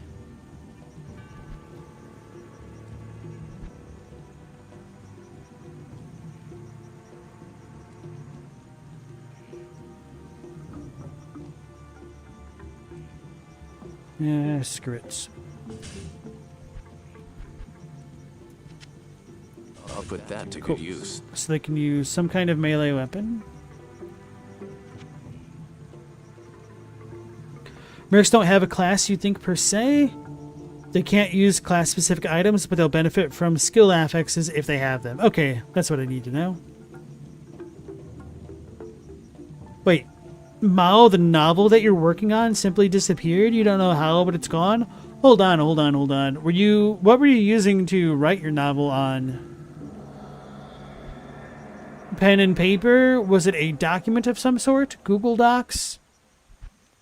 Because there might be a way to back that stuff up.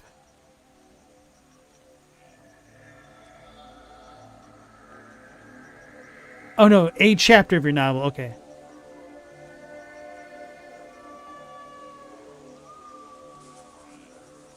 My man is just not having a good day. Cannot catch a break.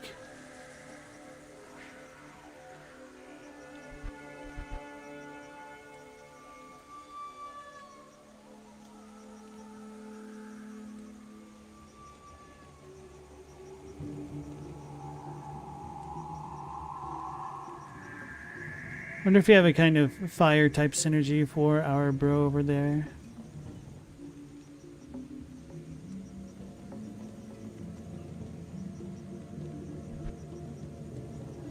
Flamberge.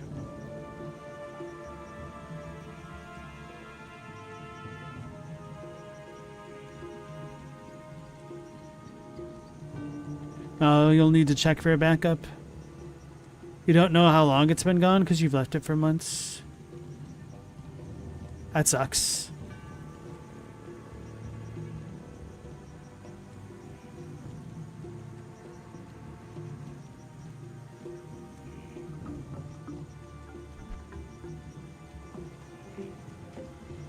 Alright, I'll probably just find an item and give it to our guy.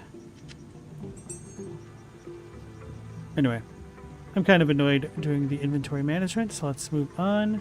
I lost a skeleton. And a golem.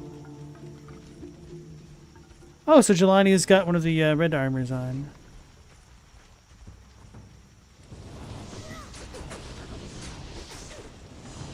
Oh yeah. The whole reason why I went on that excursion to begin with was to pick up a bunch of items that I immediately forgot about. Let's try to give that to Jumanji. There they are. Who else fighting? Oh.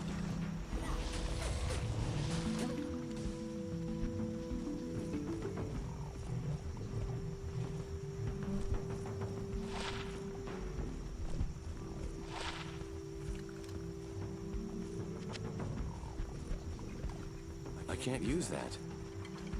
Right. Then maybe the dirk.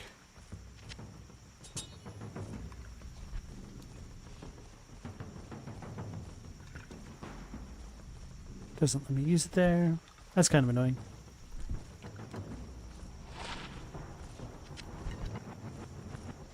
I can't use that. It'd be nice if they told me what proficiency they had. Maybe that's what the double crossed swords are for, so maybe it has to be like long swords, I guess. Act 3 mercs can wear swords and shields. Hold on, did I check this spot? No. Damn it, this feels like the exact situation that got me where I am a moment ago. Oh, that dude doing the fire spells is tripping me out.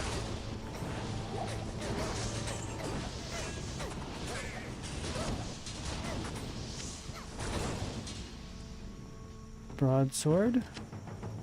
Klawas. I can't carry anymore. Really already? What the hell?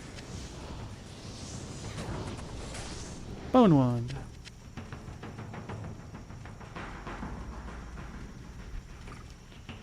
Oh, that's why.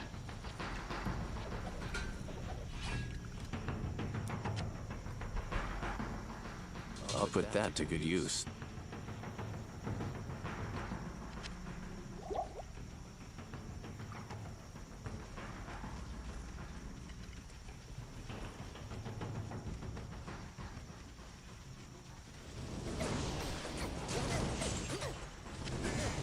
I guess they do have ranged options, so that's quite nice. The merc, I mean. I felt kind of bad getting rid of the archer girl. Archerer, wow. Because it's like, man, I could use that range on them. But if this dude can just spam spells indefinitely, we're good. Crossbows.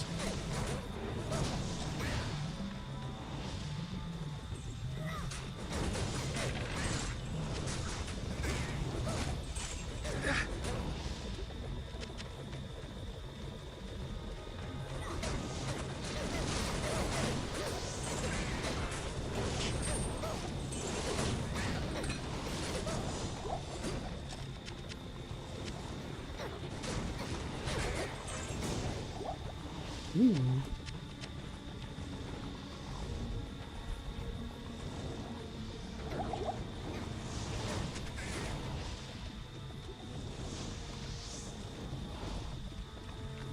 Any more mana potions?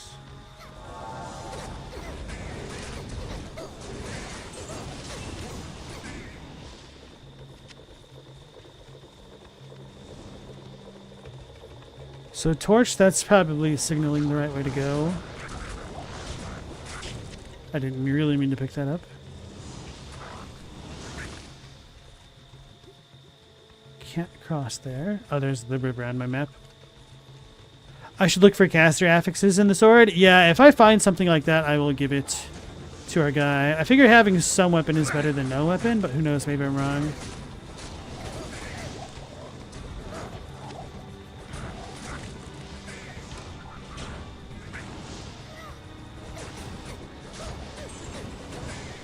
But certainly giving him just a white sword is not the play to make.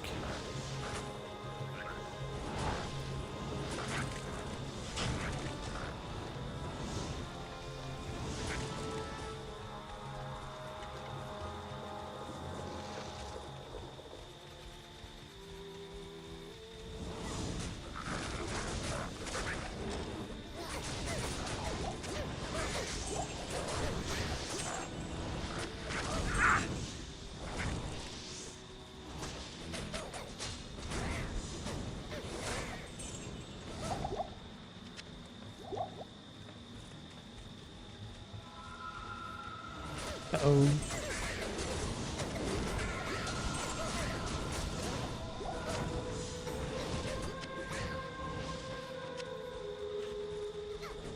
Am I being blinded by these enemies?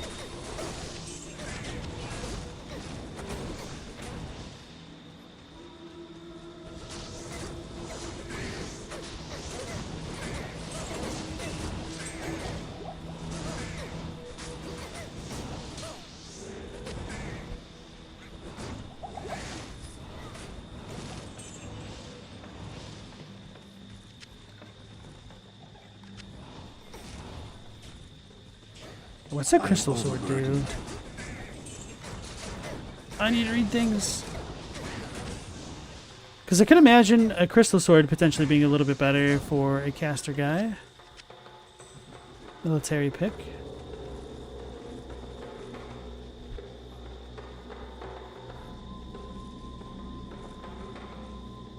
Should probably go back and sell things. Alright. Actually, wait.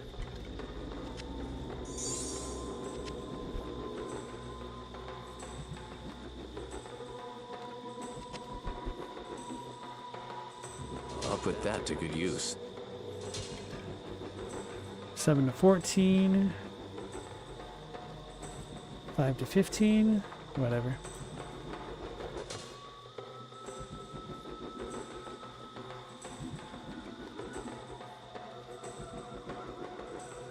Alright, Mao, good luck with finding a backup, bro. That really sucks. Hopefully it works out for you, man. I can't carry anymore.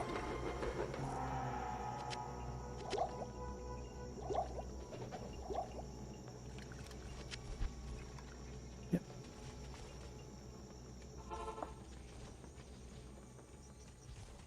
Good morning. Enhanced damage, attack rating, poison length. This is a really good block chance. Can the Merc equip it? I can't use Nope. that. 2 class locked, I think. Not in town. Good morning.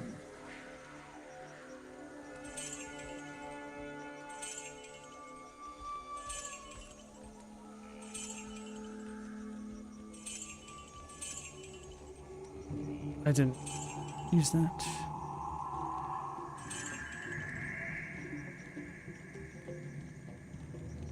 Not really been using keys lately. It's kind of surprising.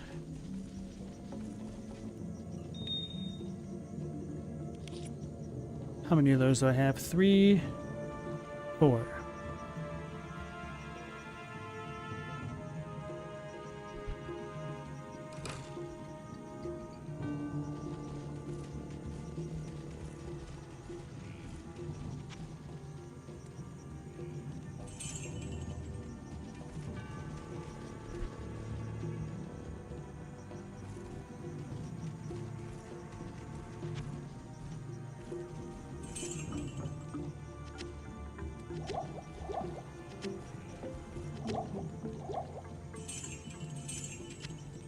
I think we're good now. Hey, Logos, how's it going? Gamescom was... You fell asleep during it? There are a couple interesting things there. I do feel like, in general, the way to interact with some of the Jeff Keighley stuff is to just watch it when it's not live, so you can skip over the portions that you're not interested in. But good old Papa Jeff assured us that Silk Song is real, right? So we got that going for us.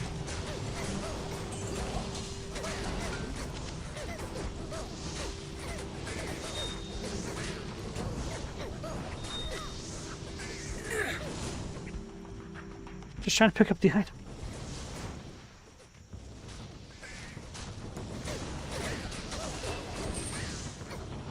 Oh, I leveled up. I guess it has been a minute.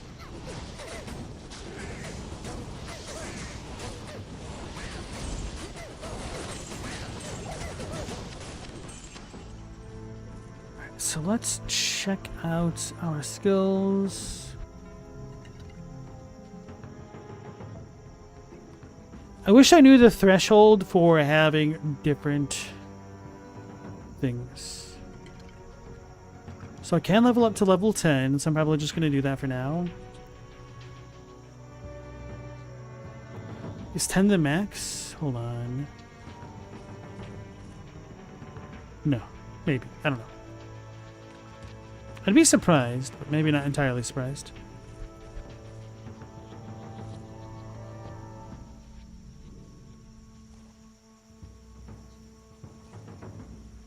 But no, I don't want to do that.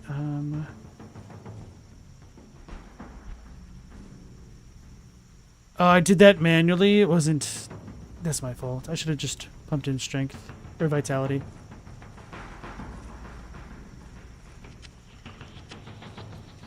Yeah, but as for the Gamescom stuff, I think it's interesting that they're getting a new Black Myth game. Hopefully Lords of the Fallen 2 isn't bad. I know a lot of people are really big fans of Resident Evil, so having more footage for that is pretty cool. Bro, this horse goes on forever. It's a trap. Or not. Ooh, it's a settlement.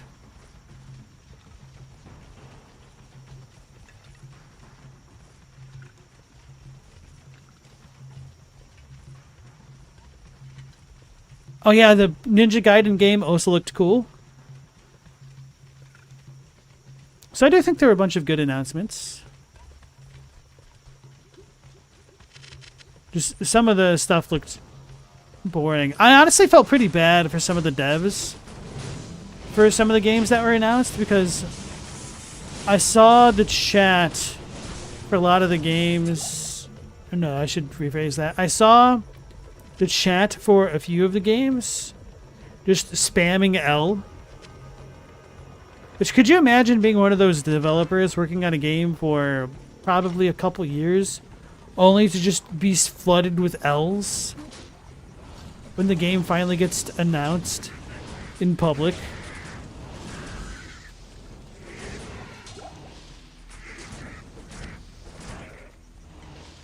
And with that being said, I don't necessarily disagree with the chat's takes from time to time, but just having that moment of realization and empathy. It was an earthquake. What's going on over there, Hell Buzzard? I should not face check houses.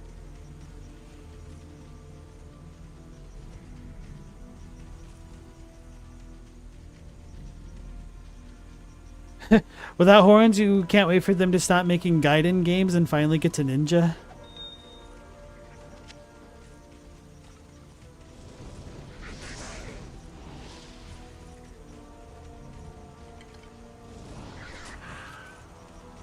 I like to get more mages than skeletons, because I think they might be more effective.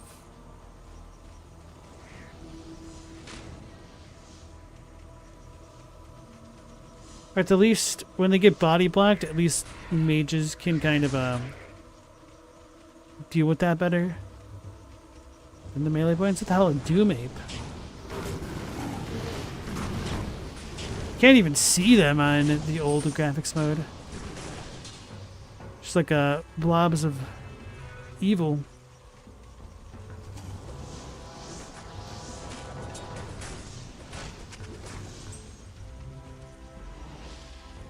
Is this a waypoint? No, this is just a ruins.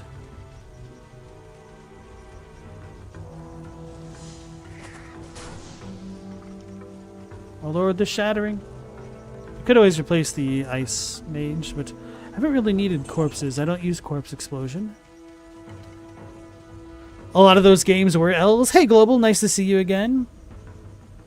Global said that's literally every game outside of like a handful. You do feel bad for the devs, but it's kind of funny. Yeah, a lot of those games I was like, oh man, I don't really even know who's gonna play this. I am over. And granted, my tastes are a bit particular, so it's probably unfair for me to be so skeptical of so many games. But just like thinking about the actual economy and stuff, it's kind of hard to conceptualize certain purchases. Like, there were a couple of those MMOs that looked really bad. Oh, yeah. I know Mortis and a bunch of other people were freaking out about it on the Discord, that Dante's Inferno game, or the Divine Comedy, whatever you want to call it. I was like, bro, this looks like garbage to me. Which I generally don't like to say, but like the scripting of the choreography looked really bad on the fight between the werewolf type thing and the dude, and it just did not look very weighty or impactful at all.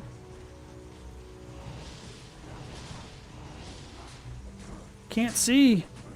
I was in the building this way.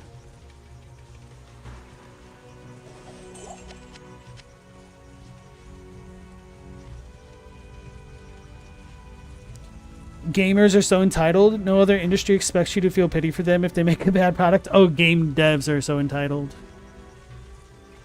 I mean, that's not entirely true, because well, Logos, you're not American, right? If you go to a restaurant and you get crappy service, the waiters are still going to expect, in their mind, a 20% tip. Which is kind of infuriating to me. Because I hate the whole idea behind tipping. I totally understand that as a response to combat racism, which that doesn't bother me. Just the fact that it's still a leftover legacy, and that the customer is expected to subsidize the greed of the owners of the restaurant is annoying. I'd rather just have the cost up front.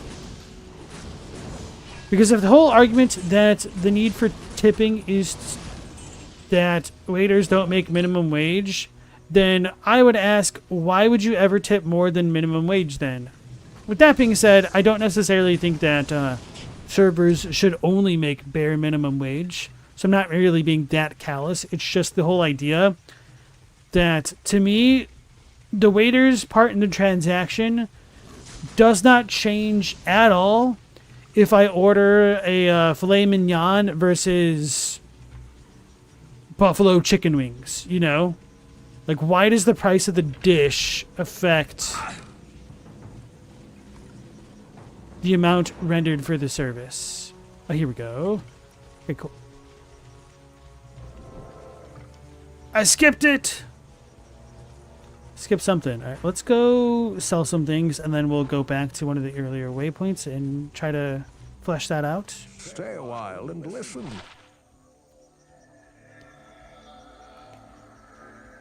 Global said, it's funny watching chat lose their minds over weird games like that 2D game where you make webs of ink blobs, whatever that one's called. I don't think I saw that one, or if I did, I don't remember it.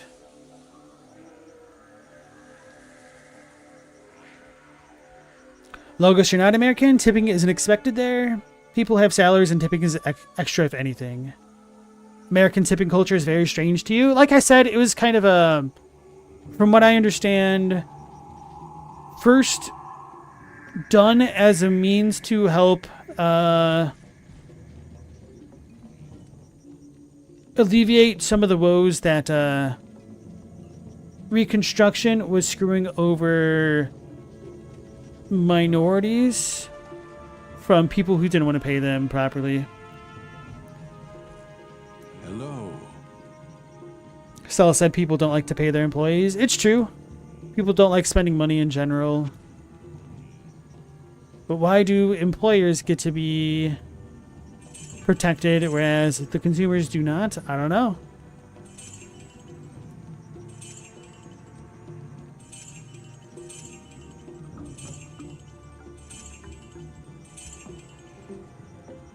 That was ethereal. I should have dropped it because it was grayed out.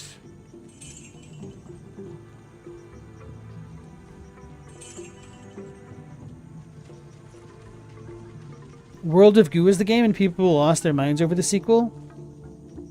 It's the golden rule. Those with the gold make the rules. That is true. Unironically. You could wish and pretend it weren't so, but it is.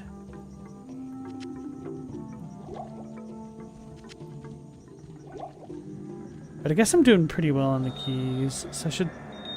Well, I guess I really haven't been picking them up. But if I was, I should stop it.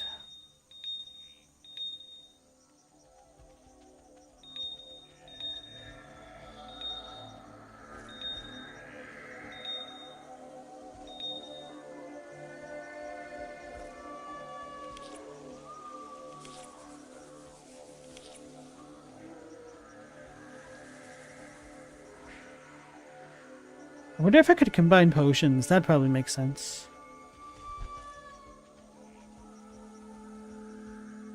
Ciao! Well, we can make this work.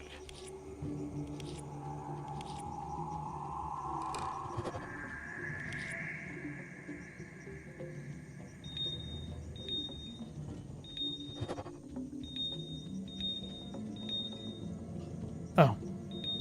Didn't think about that.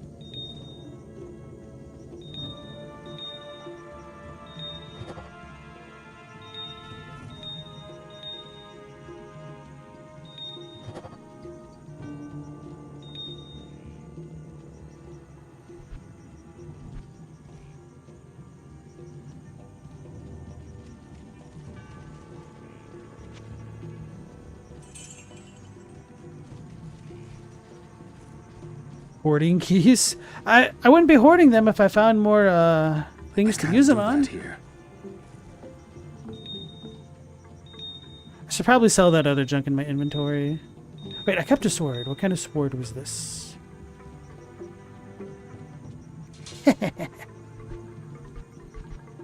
See, guys, the one time I have the tool that we need. I'll put that to good use.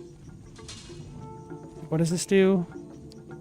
Damage to demons, demon stuff, life steal, and knockback. Okay.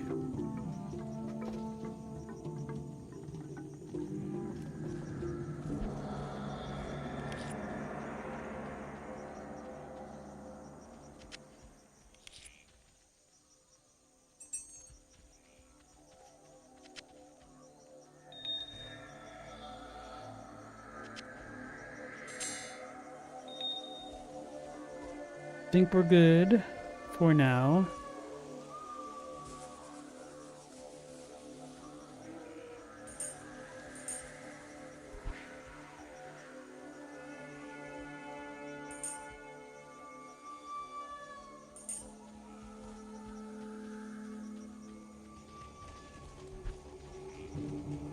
Not in town.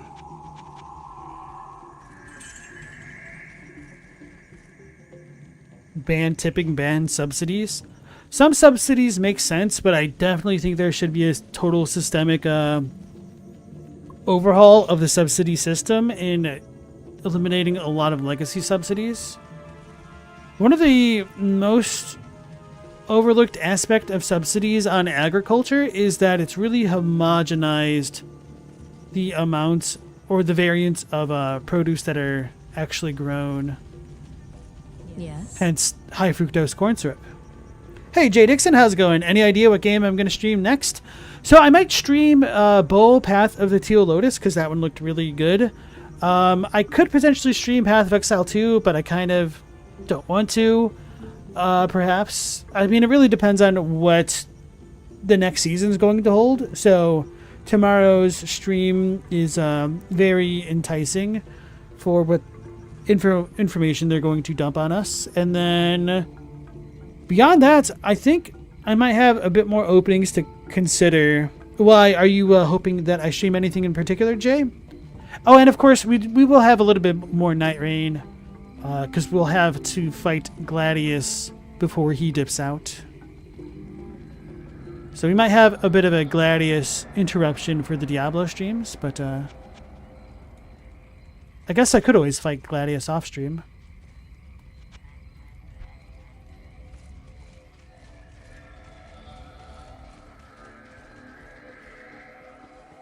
Oh yeah, I meant to talk to the NPCs. That's what I was going to do originally. You love the variety? Hey, I appreciate that. Because it is kind of rough as a content creator in general, just hopping around so many different things. So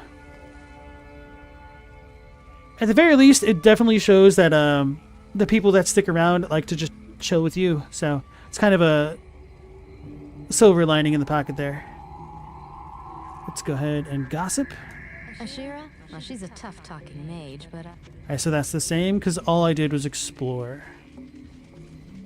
Logos, you're sad I won't do Bloodstained, but you get me? Not everyone's cup of tea? Yeah, my condolences. If you are another follower of Zakharum, I've told you people before, I don't want your tarring spire or anything else you have to sell. I mean, shoot, maybe we'll get Silksong in the next couple of months, and I'll have a brand new Metroidvania to play. Oh yeah, and then once Halloween comes around, I might think about streaming Shovel Knight and then potentially Mina the Hollower, because those look pretty damn good. I never did get around to playing Shovel Knight, though. Hello. No one comes to Karast anymore without good reason. You must be seeking fame and fortune. Hey, platinum chip. It's always good background stuff while you're painting. Nice. Jay, Mina looks like a hot one. That is a very interesting thing to say with no context. It's cozy. Appreciate that. All right, let me see what she has weapon-wise for our guy. I think our sword's actually pretty damn good for this point in the game.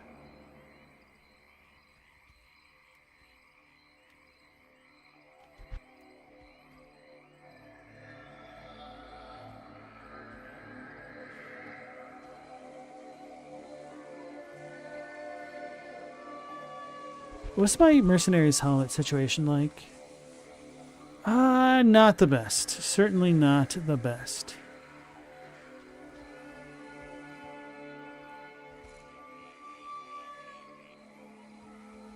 That's a pretty good set of scale mail.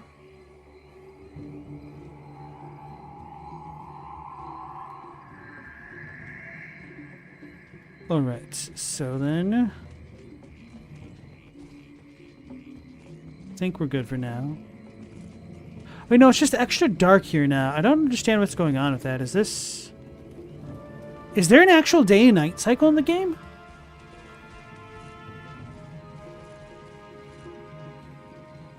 Platinum Chip, you're here for the lore. Appreciate that.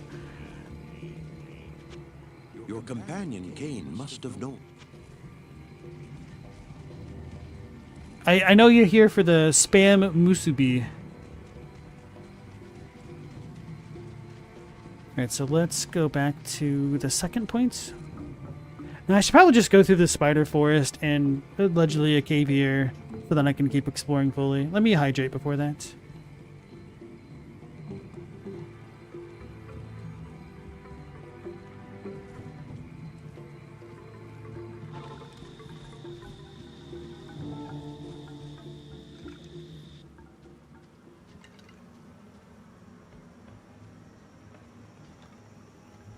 Global, you're a fan of spam musubi? Can't say I've ever actually had that one, though.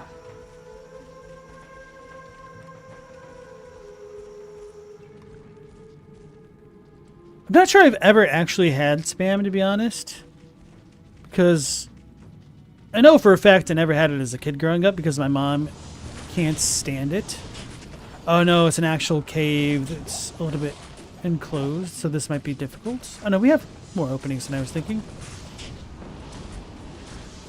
My mom hated spam because they had to have so much of it when she was a kid, so she made sure as hell that she didn't have to have any as an adult, which I can't really blame her. Oh no, I stepped on the babbies. So weird having the map walls be teal in this area. I thought I leveled up because of that flame weapon enchantment from the other dude. I was kind of confused. Giant lamprey. Feels a lot brighter this way.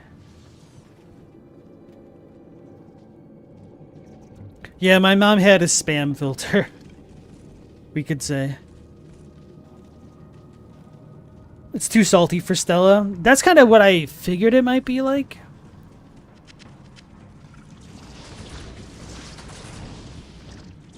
Because, I mean, I've definitely had other low-quality lunch meats before. I guess it's not technically lunch meat, but you know what I mean.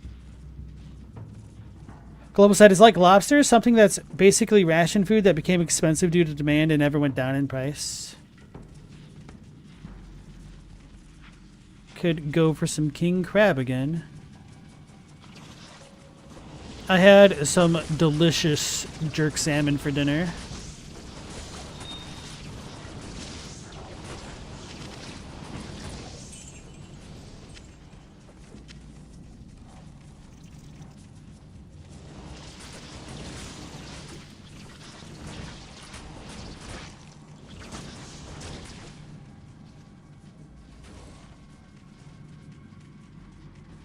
Had to make sure that the walls were completely discovered in that room, because for all I know, it was a one-tile wall. That might have the exit to the place that we need. Oh yeah, the layout for this cave is much nicer than the Antlion cave in Act 2. I can't carry anymore. I know it's not an actual Antlion cave, but may as well be to me.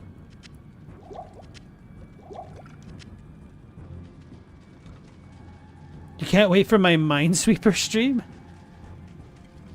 Do the full-on expert mode that has like 1,000 tiles and 100 mines or whatnot. The worst is when you're actually good at Minesweeper and you get to the point where you're literally stuck between a 50-50 on the last tiles.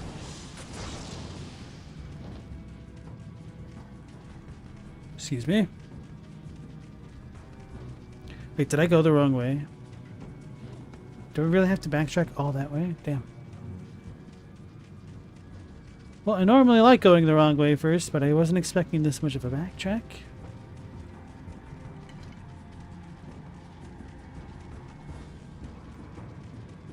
Stella said Minesweeper's fun. It is, yeah. Ski free.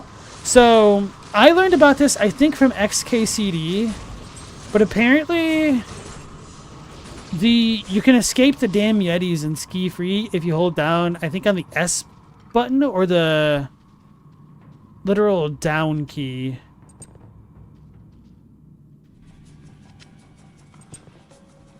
Right, I guess I'm gonna... Well, no, I want to get that in my inventory first. How big are crossbows?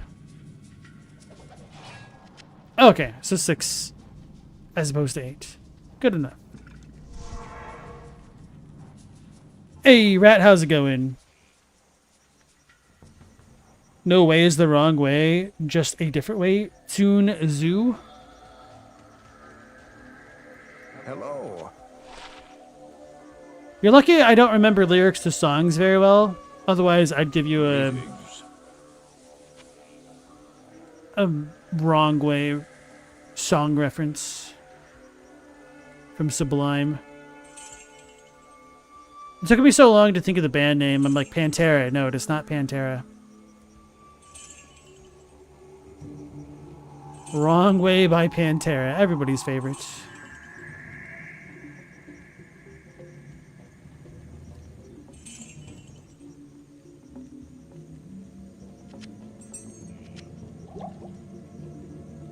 Enhanced damage, minimum damage, attack rating, cold, poison, 4% mana stolen. That's whatever. I'm gonna sell this.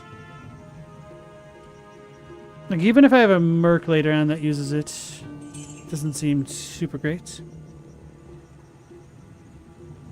That Horn said the 50-50 suck, that's why you changed over to Picross. Or Nonograms. You're still not sure which is the proper name of the puzzles. And Dacia said, properly made Minesweeper games shouldn't force a blind choice on you. I mean, sometimes that's just how the cookie crumbles. It is technically a little bit of a skill issue for choosing the wrong pathing. But, I don't know mathematically how easy that is to set up. Probably have some good algorithms to figure it out. No, I knew you misspelled Sun Tzu. Rip to all the native Chinese speakers in the stream with my pronunciation.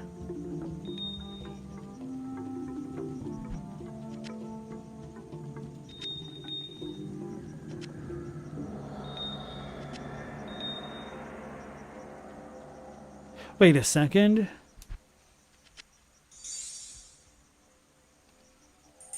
Does this work, chat? Can I just keep Grand Charms in the cube, and does that actually still affect me? Wait, I could probably just test this with defense.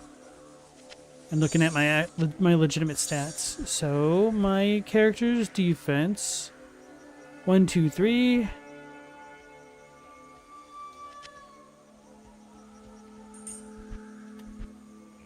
One, 2, 8. Ah, damn it. Thought I could be cheeky. I was about to keep that cube stuffed with garbage.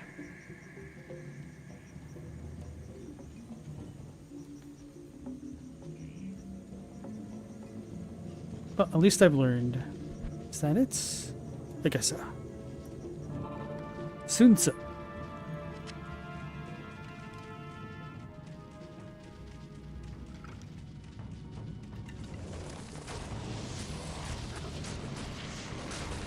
Lost my golem somewhere, as well as my spinny shield.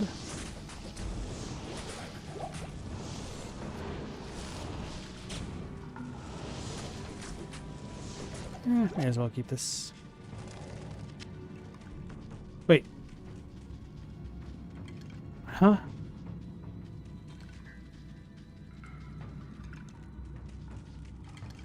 That's like a legitimate wall.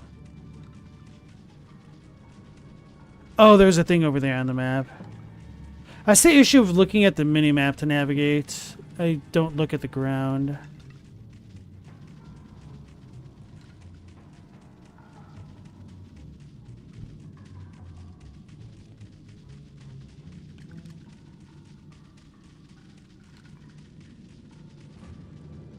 No, this is just a wall. Unless... that's also a wall. So I'm assuming the thing at the top is a wall as well. Now I'm like second guessing myself and trying to determine if I'm on the inside or outside in some places.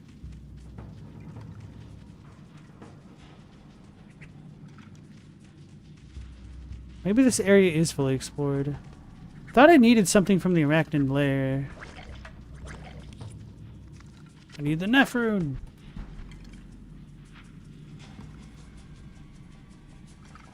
Find Column's relics. Search for his eye in the spider cavern. Damn it, this is arachnid lair, not spider cavern. How could I be so short-sighted? Maybe it's because I don't have the eye.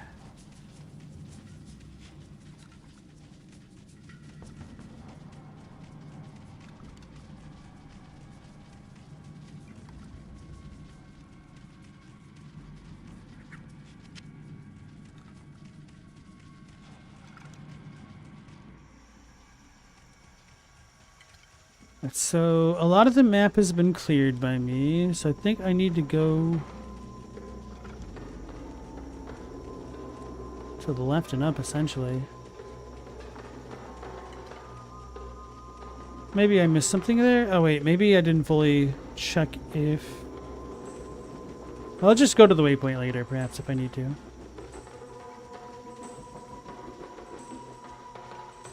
Great Marsh versus Spider Forest.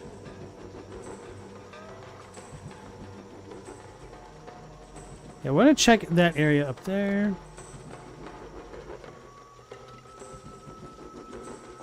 Hey, Corn, how's it going? Spooky, scary skeletons? Hell yeah. We gotta intimidate the enemies.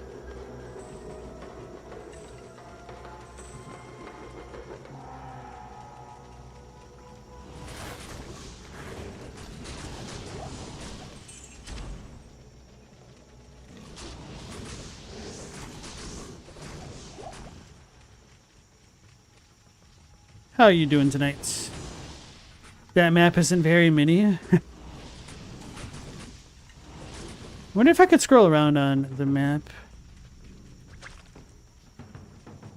That'd be nice. Spider Cavern, I found it. Of course, the place I overlooked.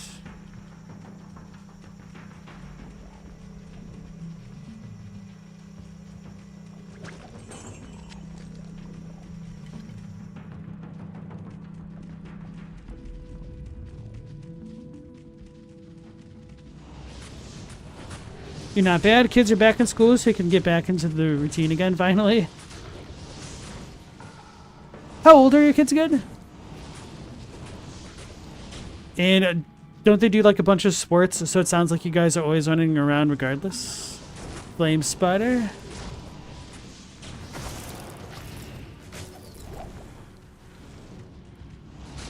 Poison spinner. Damn, my clay golems keep dying, huh? Guess they are level 1.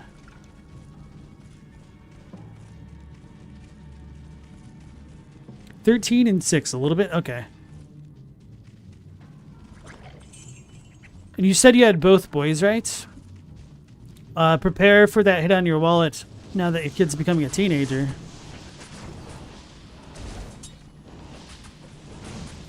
Gonna be eaten. 13 divided by 6, that's 2.1 years old. Look, they were born on the leap day.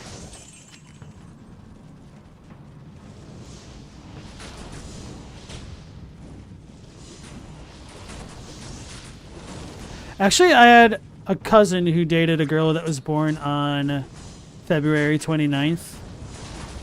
For some reason, he didn't like it when we joked around that his girlfriend was 4 years old. Or, well, not 4 years old, but that she was only 4. Which is slightly different. To me, anyway.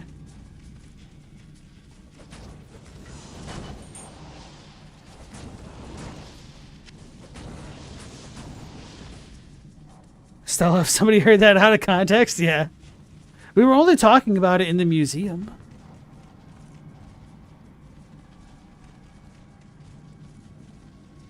Luke, you briefly dated a girl with the same situation. It's crazy. How ironic would it be if it was the same girl? Because, you know, only one person a year is born on the leap day. Well, one person every 4 years, apparently.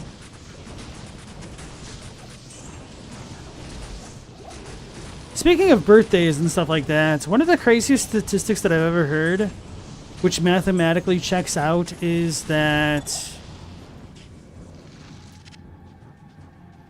I am overburdened. in a crowd of 23 people, there is a 50% chance that 2 amongst them will share a birthday.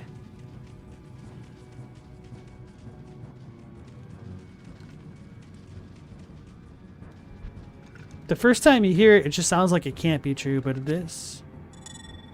Some people don't think the universe be the way that it is, but it do.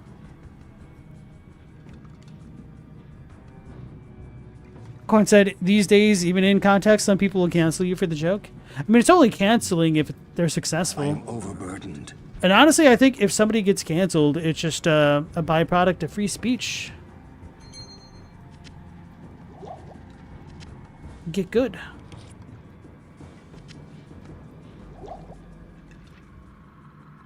Turns out Luke is my cousin. Maybe, who knows?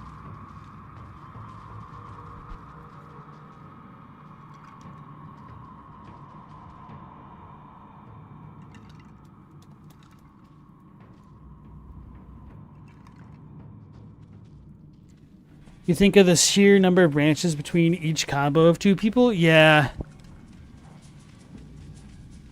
But 23 just sounds like it's a ridiculously small number, considering it's not even a quarter of, what, 150 and some odd? Or like 180. I can't do math. 182. I guess I'm just going to teleport out of here. I do kind of wish I was better at math, but I haven't had enough situations to improve myself. Khalim's eye. Only it can reveal the true path to Mephisto. Place the eye in the Herodric cube along with Khalim's other relics. The heart, the brain, and the flail.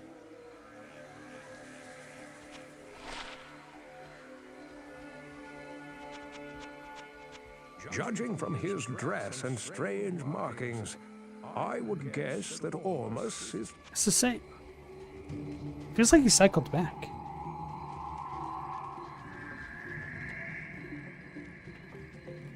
Luke said, facts about if it works. You think cancel culture has been around for many generations? It takes on new names and forms. Oh yeah, definitely.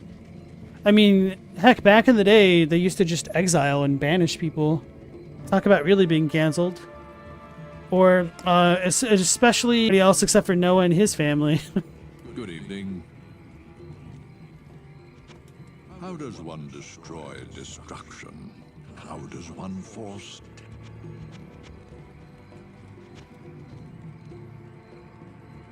Yeah, we got a new charm, 12% extra gold.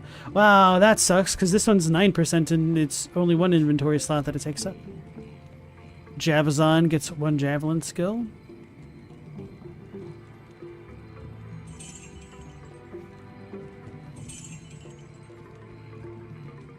Cold resistance.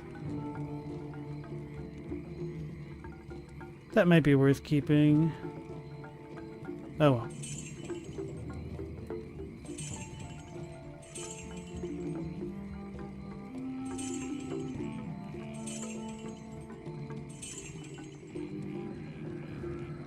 I guess I'll put this in the stash in case I want to try to transmute them or whatever. Silent Protagonist? Is that what they're going to call me when I get canceled? Oh, my sound was cutting in and out for you guys? That's weird. I didn't have any, like, things on.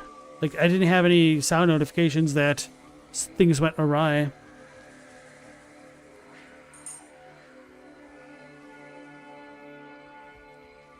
Dirty defense versus missile.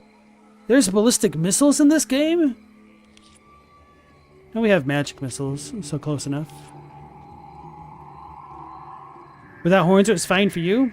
Well, if multiple people were having a problem, it sounds like it was a legitimate thing. Alright, so we want to teleport back to the flare area. So we can go to the Great Darsh.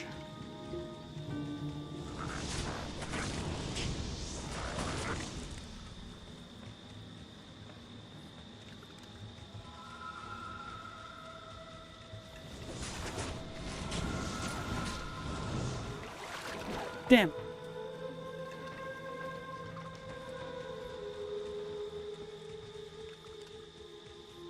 Stella, you closed and restarted and it was fine after? That was weird. I wonder if there's something going on with my headphone cord or something.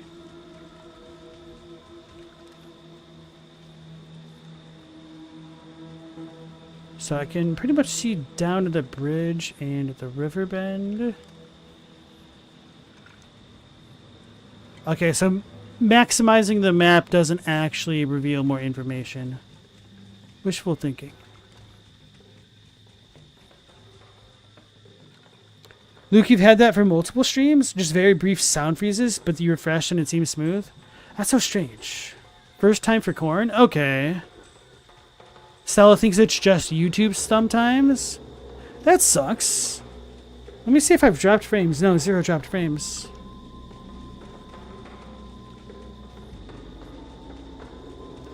Yeah, usually YouTube's playback is more consistent for me than Twitch. So I wonder if it's the fault of an ad or something like that again.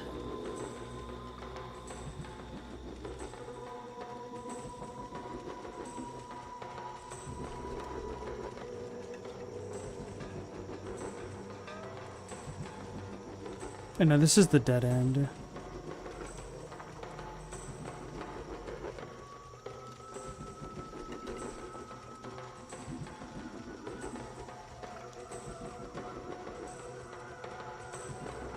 Need stamina potions now.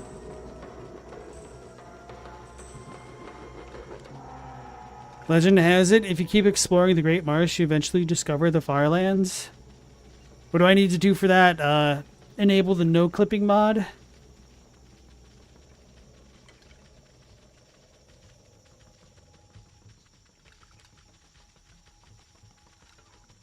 That was always fun.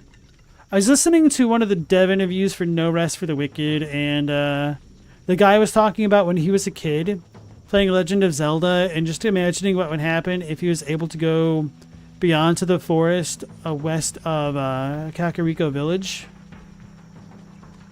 And like now that he's an adult and he knows that there just hasn't really been anything programmed in there is kind of a letdown.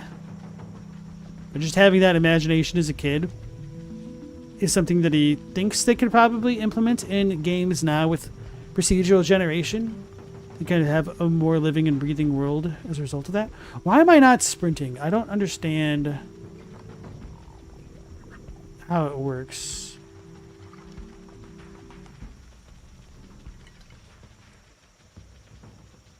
Hey, Chadwick, how's it going? You were quite late tonight. Ooh, you're in trouble? Missing your curfew? You assume everyone in here has a skeleton? Maybe.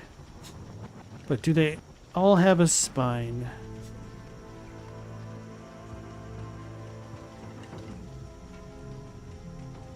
Hello, girl. Meow, you got yours from eBay? Oh, what are you doing?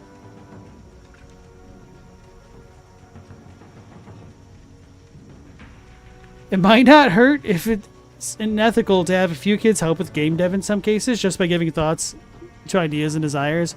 Oh, I thought you were talking about like having children code in the mines. I was like, this guy.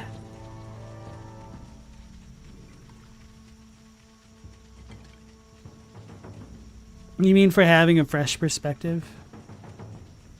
Yeah, it does become really easy to fall into many of the same trappings of a genre and whatnot. So I can see what you mean there. Did I just come from this way?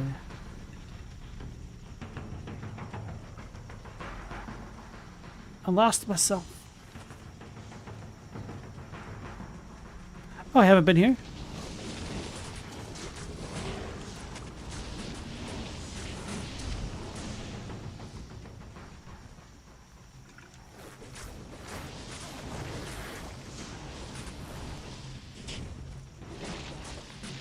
A lot of the issue, I think, with that kind of approach for ideas is that it sounds like for so many companies, the actual process of game design is so drawn out that many companies can't really pivot that freely to just kind of completely do new features, which is kind of surprising in some ways.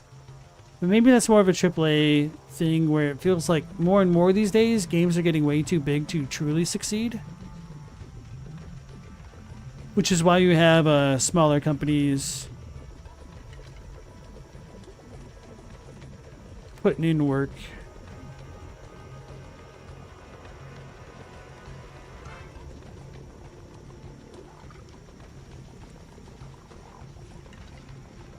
Did I go through there fully? Yes.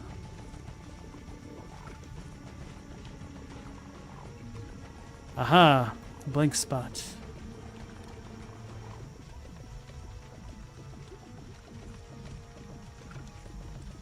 So apparently I was supposed to make a left every time it came up,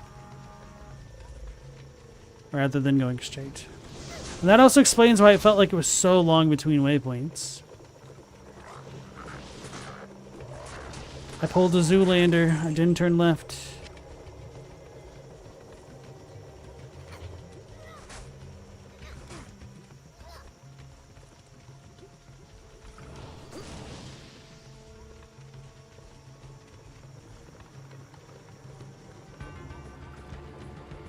Swampy pit. I don't think this is the right place after all. Layered dungeon? Well, I guess it could be in here. The other one. The, skibbity item. Whatever it's called. Bro, this place is so dark. I need more light radius.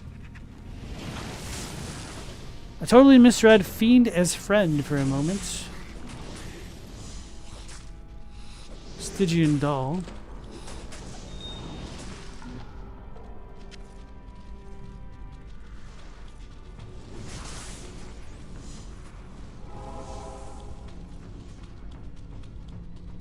I ain't scared of no lightning. I'm scared of my skeleton, though.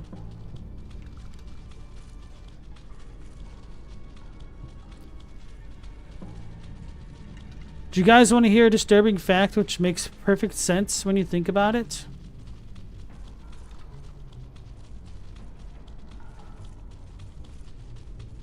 I've got quite the horde following me. Me, the streamer, or the character in game, Chadwick? A little bit of both.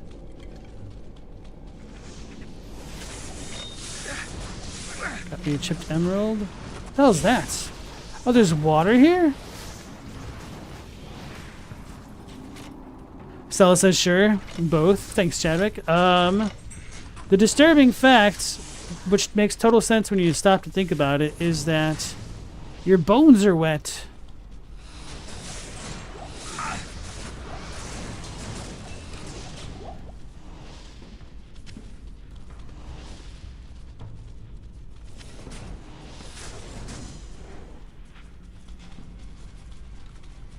Stella says, well, yeah.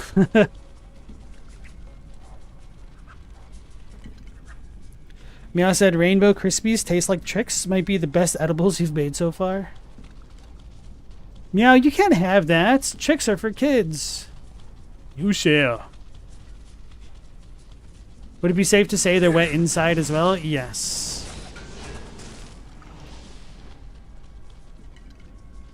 How is that disturbing? We're wet flesh bags. Some people can't handle that kind of thought.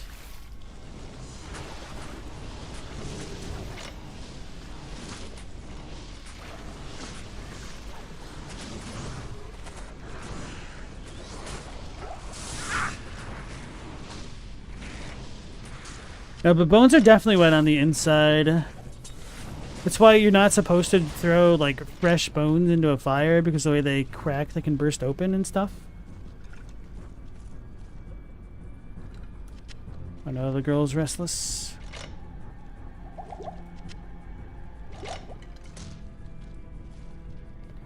If your estrogen is crushed, your bones get pretty dry. It's not a nice feeling. Didn't know that.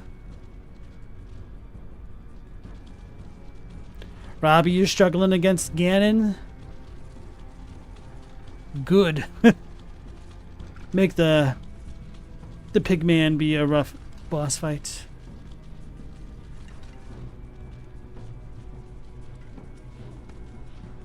The Lammergeier knows all about the sweet, sweet bone juice. I have no idea what that is. Coming from Chadwick, I'm going to assume it's a 40k reference. Or a Krampus type situation.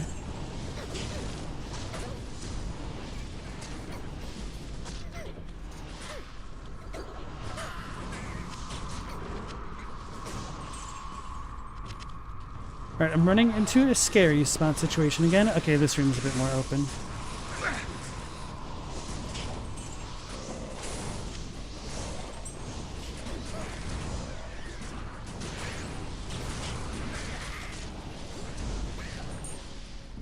At this point, I'm not sure what the purpose would be of leveling up Teeth over Bone Spear is. Unless there's some better synergies with rune words and stuff later on that I don't know about. Sure, it has a bit more spread, but not one-shotting things, so I don't really feel the bennies yet.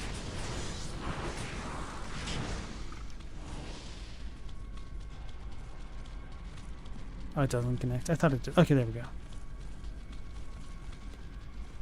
Luke, you prefer the new graphics in this spot just for visibility? I was kind of tempted to leave it in the new graphics mode, but I tend to forget that I switched between the two, which is probably to the game's credit, really.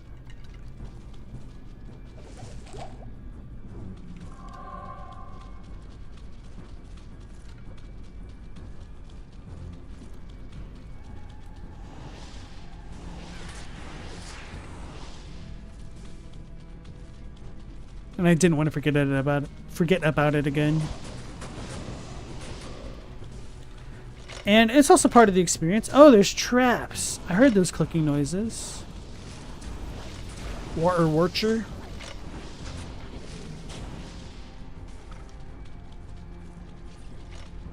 It's watching my water.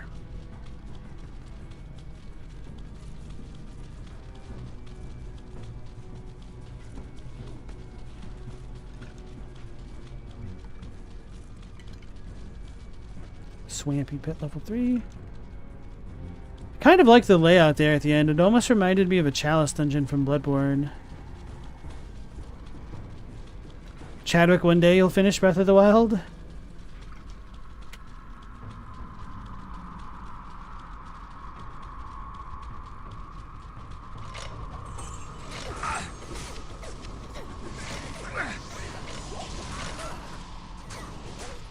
Maybe one day I will play Breath of the Wild. I don't know.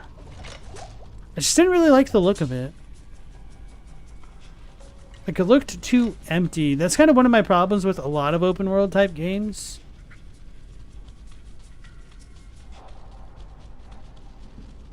And I think Elden Ring probably has that kind of same issue if you're just watching it. So I should probably just shut up and play it.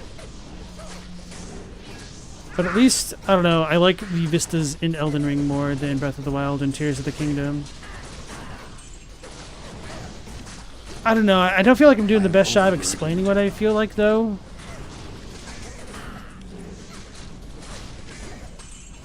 Like, the sense of emptiness that I get from a game like Breath of the Wild just feels very isolating. It almost reminds me of a Super Nintendo game called Draken, which just felt like the world was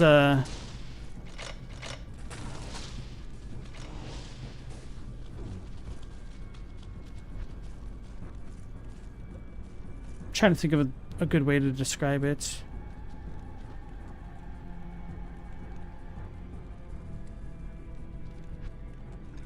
Hostilely empty, I guess.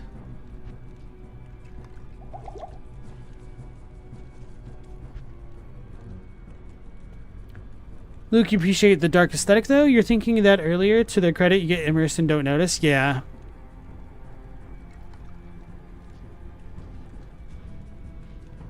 Global, you're surprised I didn't play Breath of the Wild? I don't know, like, I wasn't always the biggest fan of the 3D Zeldas. I played Wind Waker. I did not like it, mostly for the art. But I also played Twilight Princess, and I liked that one more. But there were definitely some parts of Twilight Princess which really annoyed me with getting totally annoyed with certain spots where it felt like, Link, this is a chest-high wall. You could literally just step over it if you tried a little bit, even in the wolf form. Or like one of the very early dungeons, there were some low platforms that it felt like, brother, just go up the thing. But it's because you didn't have the thing to traverse through the area or something. But other than that, I did enjoy Twilight Princess, but I don't know. I was always more of a fan of the 2D Zelda games. So barely anybody played it, but I really enjoyed the Four Swords Adventure. But that's because I had the GameCube version as opposed to the GBA one, so I was able to do all the formation stuff with the C-Stick. And it was kind of in the same art style as Link to the Past. I really enjoyed that one.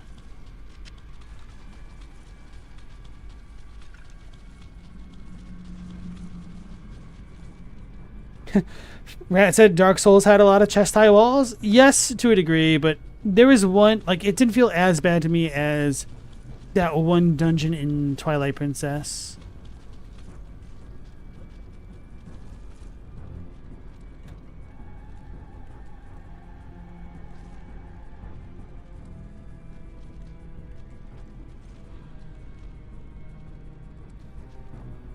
Chadwick said Wind Waker is one of the best 3D Zeldas. Okay, so for me, any love that I could feel toward Wind Waker is completely overshadowed at how much I hated the sailing system in Wind Waker and just how much of that damn world was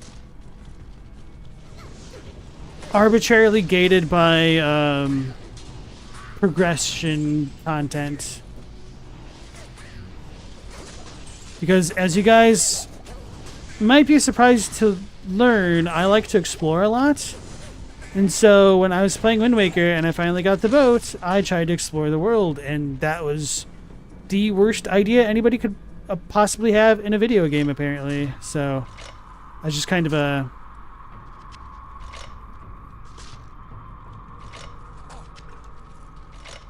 You're running around with a chicken with my head caught off that I couldn't even go anywhere. Because at the time, it's not even like I knew exploits to be able to access islands that I shouldn't be able to access at that time. Like, I know you can go on top of that windy island pretty much as soon as you get to it. And a couple other ones. But, I didn't really know the mechanics intimately enough to take advantage of that system. Luke, the only Zelda you played was Link to the Past, Game Boy Color port. Wait, Link to the Past had a Game Boy Color port? Nice. Didn't know that.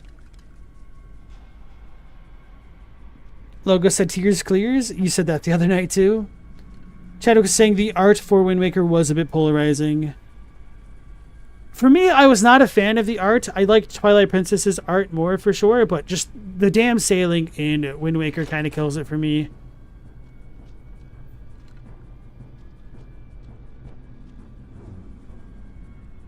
Luke asks, has anyone played the PS1 game LSD Dream Emulator? I've not. I don't think I've even heard of that. It's on the Japanese console. Okay.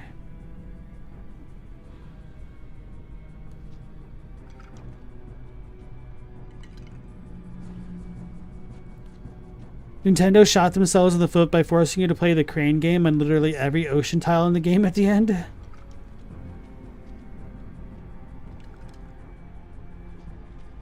Luke, you said you're an explorer too. It made Valheim pretty neat. I've heard really good things about Valheim. I'm just not a survival crafter enjoyer by any means. So I've not played that. Kind of surprised that Valheim hasn't made more of an impact. Like, it did, but it also didn't. If that makes any sense somehow. What?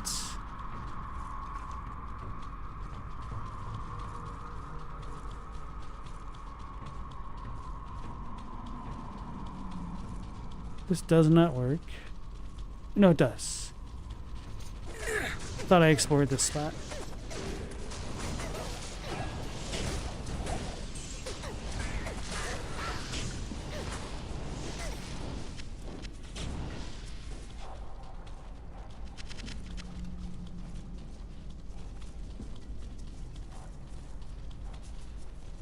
Luke, you know what I mean? Logos, you preferred Palworld over Valheim. That's just you, though?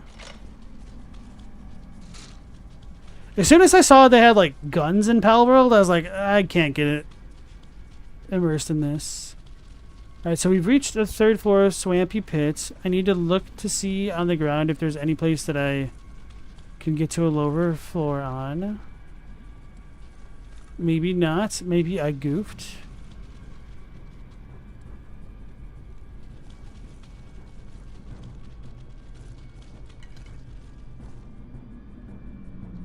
I guess not. I guess this might be it.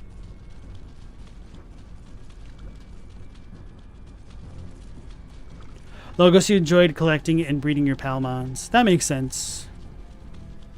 Like, I definitely recognize the appeal of Palworld. Unfortunately, that appeal just wasn't for me.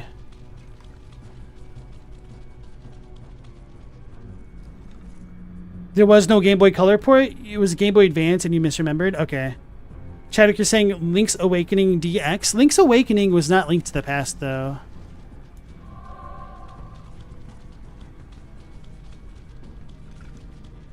Link's Awakening is a cool game. I really like the style that they remade it for on the Switch. And apparently the Switch 2 version of it runs flawlessly now. Same thing with Echoes of Wisdom. I also really liked Echoes of Wisdom. which is a Zelda game of sorts. Honestly, playing through Echoes of Wisdom made me really excited for what they could potentially do if they expanded on that idea even further for other games, like being able to control Zelda and or Link, having a co-op adventure. Somebody gets to be Zelda, another person gets to be Link, or Four Swords adventure style.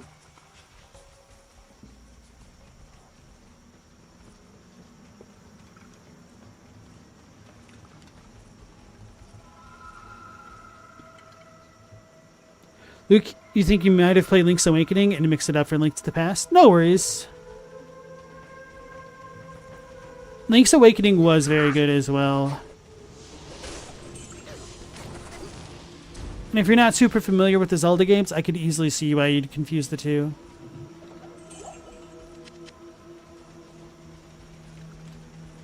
Alright, so now we're going to go up and then to the left eventually. Meow, you don't like things that claim to simulate LSD? Just do it.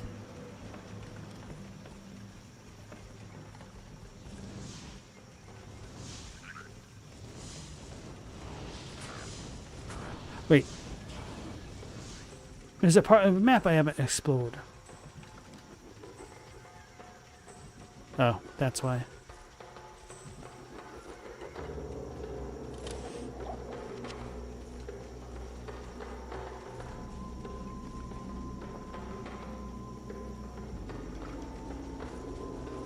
Hey, congrats on beating Ganon, Robbie.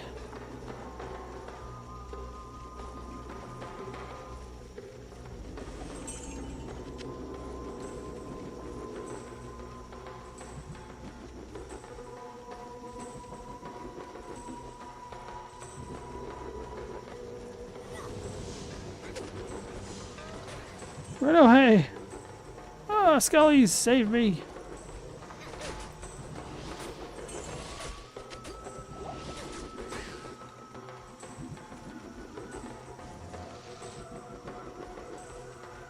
There was a bridge. It's the perfect time for the soul killers to gank me.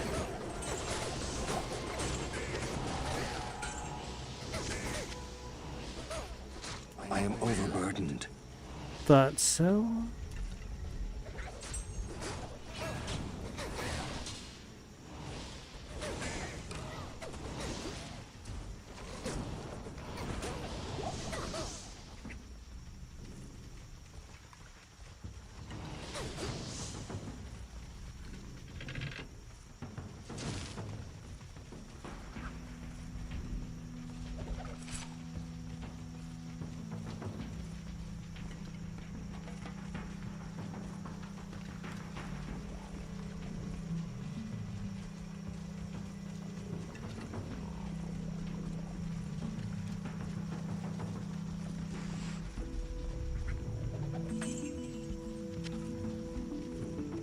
Oh, there's a path here, actually. Ah!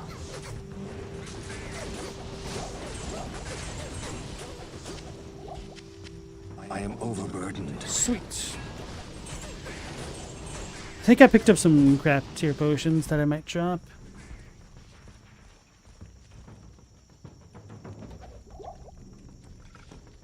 I am overburdened.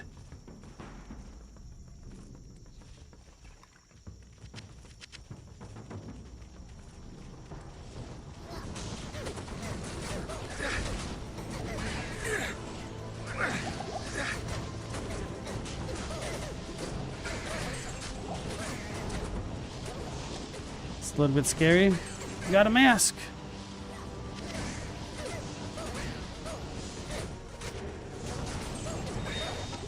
I am overburdened.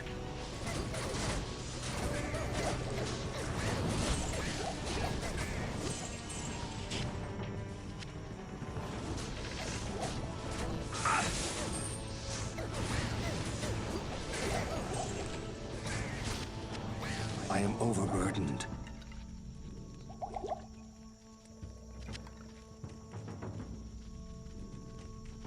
May as well teleport now, I guess. Thought there was the mask. Let's go pick that up.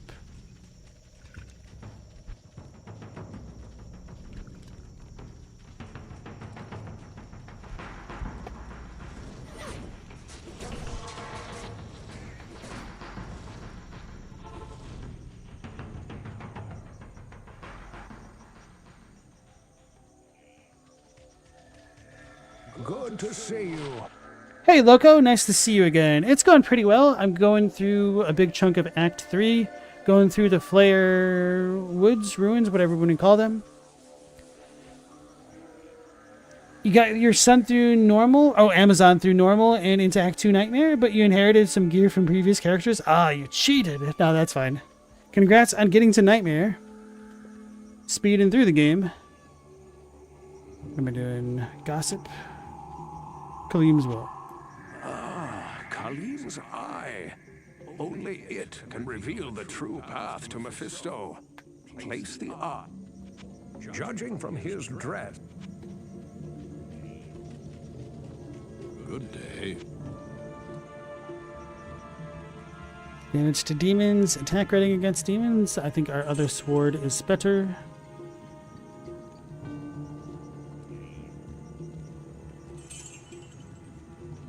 Lightning resist. Ooh, that's a lot of lightning resist. That's good. That'll definitely go in the storage.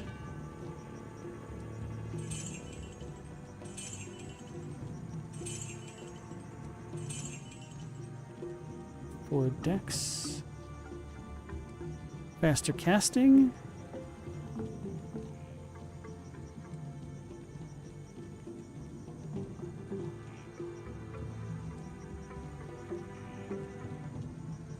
I'm kind of tempted to take off the rare ring and use this instead. Hold on. Little girl.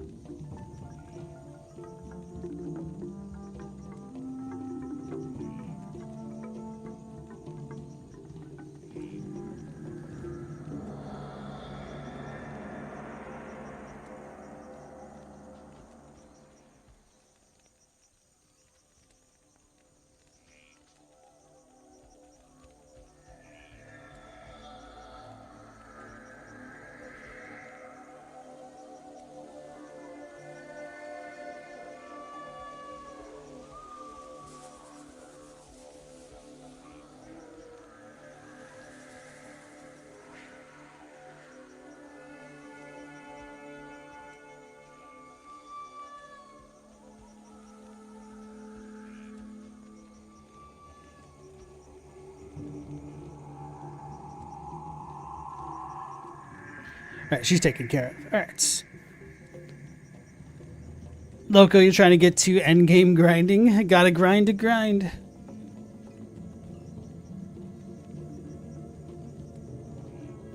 Alright, and I think we're good. Yeah, screw it. Let's just do it. Which was which? I'll put this one in my stash in case I don't like the change. Or if I'm fine without it.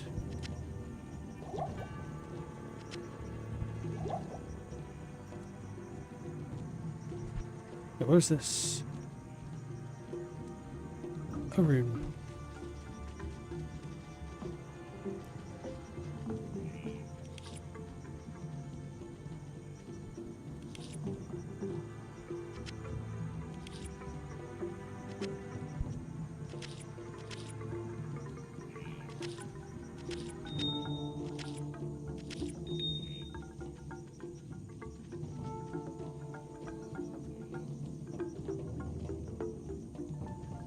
Okay.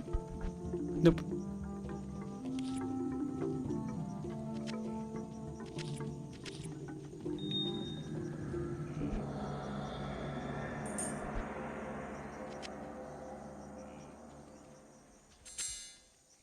I didn't think this through.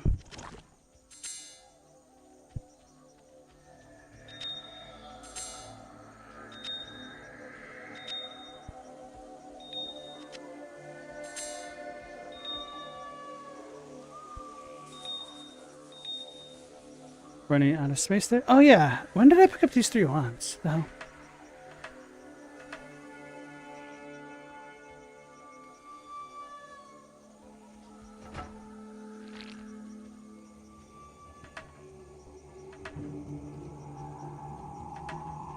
Nope, nothing. Right.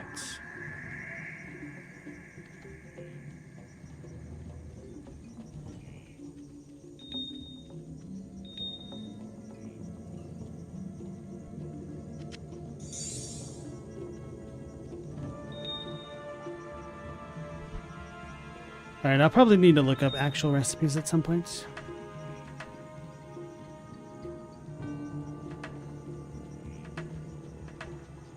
This sorting, though.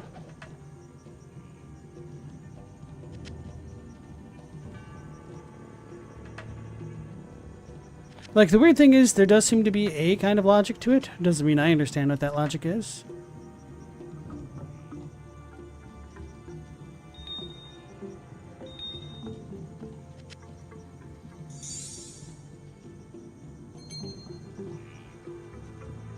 Good enough. Sell that scythe thingy.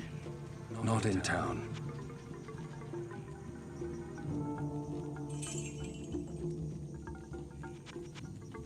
Alright.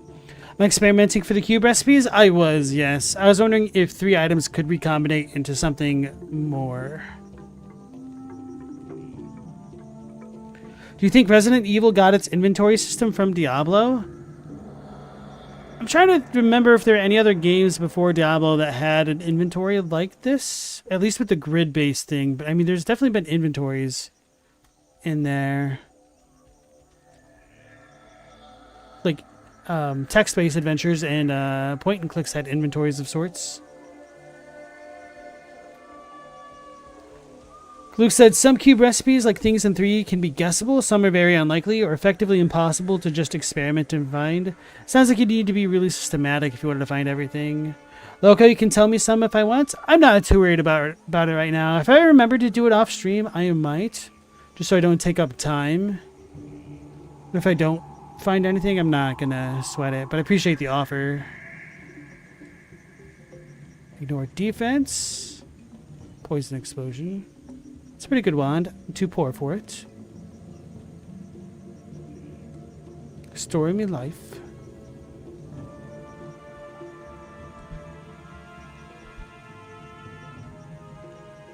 Good enough.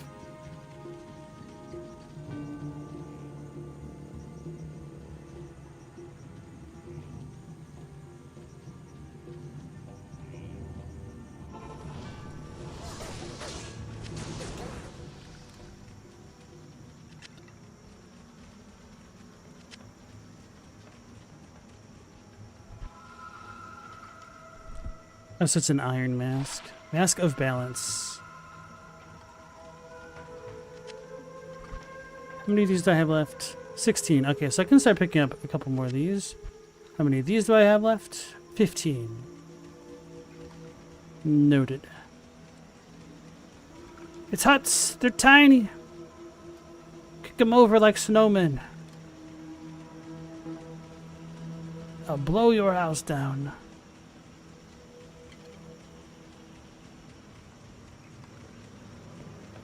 Gidbin.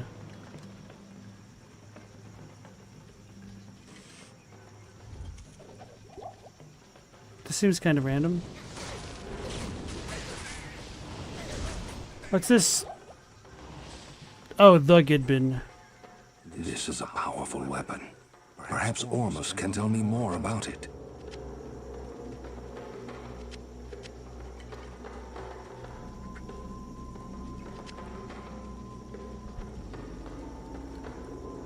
Turn the Gidbin to Ormus. Alright, now I guess we can go down here.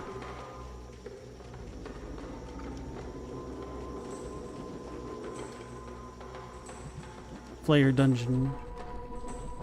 Oh, this place is super dark. Oh, this is such a different shift in terms of lighting.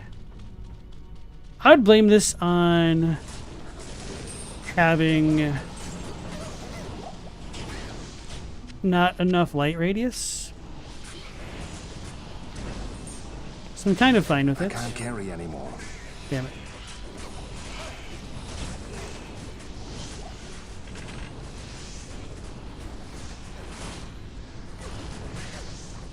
What the hell are they fighting?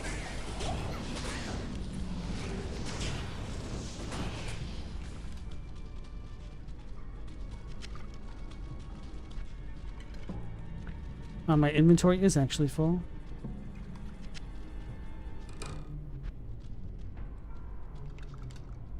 That's good. This takes up the most space. I picked up a lot of the potions because they're worth a decent amount of money. 5 to life.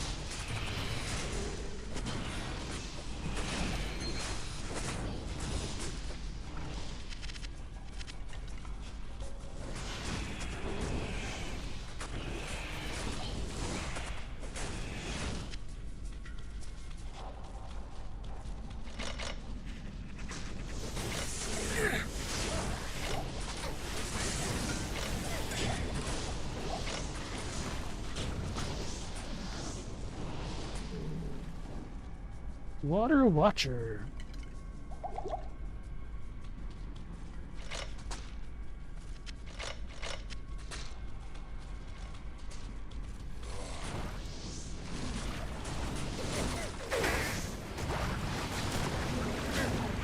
So much brighter.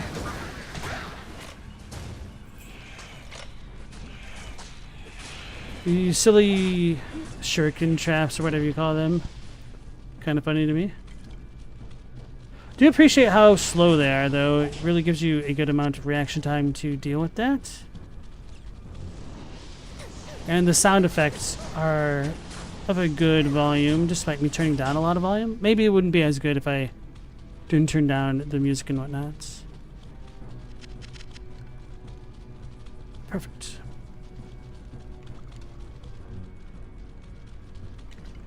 Luke, you think it's interesting that D2 borrows from different religions?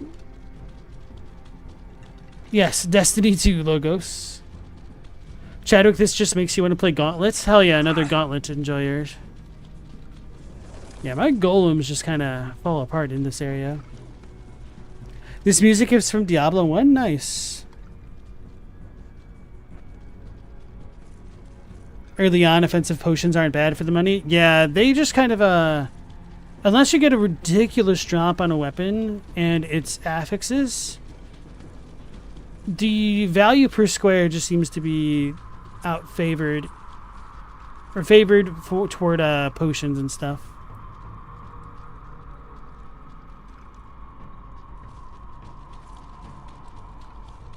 And unless I identify something, I won't know what affixes it has. Well, I guess it could be rare. It's likely to be of more value, but rares are pretty rare. Go figure. Kind of shrine is that? Health? No, defense.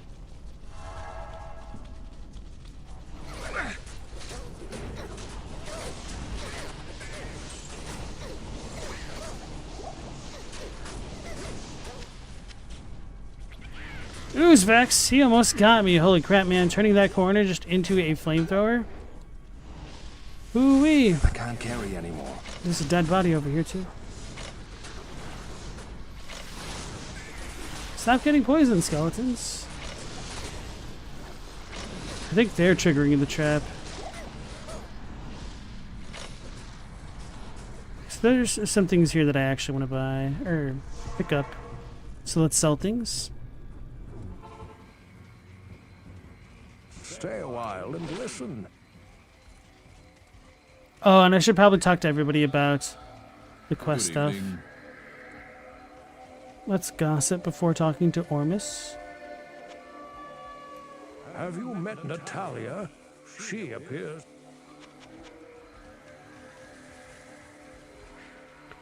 Anyone else play crapload of Gauntlet for N64 back in the day? No, I only played the original Gauntlet on the NES. I didn't even know there was an N64 version. I saw some form of Gauntlet on Steam and it looked pretty bad. It looked like it hadn't really been updated since the original Gauntlets. Greetings.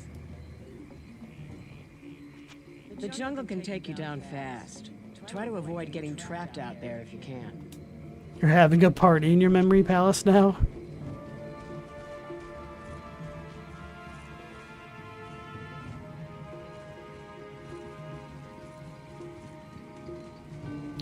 I know for a lot of people when they say ARPG, like what's your first ARPG when they're talking about Diablo or Path of Exile, they're thinking of a game like this, but I would challenge that and say for me it was probably Gauntlet. But if we're just talking about ARPGs more generically, I'd say the original Legend of Zelda is probably my first, but a lot of people don't really consider Zelda ARPGs for some reason. It pains me to waste time with you, so I'll get right to the point. There is a very special book which you must find for me. It was written long ago by a sage known as Lam Essen, who studied Skatsimi magic and the effects of the prime evils on the mortal world. The Black Book was lost when the children of Zakarum took over this land. Now you must reclaim it without delay. Its knowledge may aid us in this dark time ahead. That doesn't sound self-serving at all. So we need Lamscat. You came here with mischief? That old tour guide to the stupid? I'm surprised you made it here in one piece. One Piece? Lam Essen's Tome. The Black Book contains powerful secrets of Skatsim, the old religion long eclipsed by Zakarum. I should warn you, the Black Book is much sought after by both good and evil. Be wary. Luke, you think the game started by following Sumerian mythology, then Act 2 being Assyrian? You think Act 3 has some German folklore? In Act 1, the Blood Raven is Countess Bathory. Has neat Roman Catholic iconography and stuff too.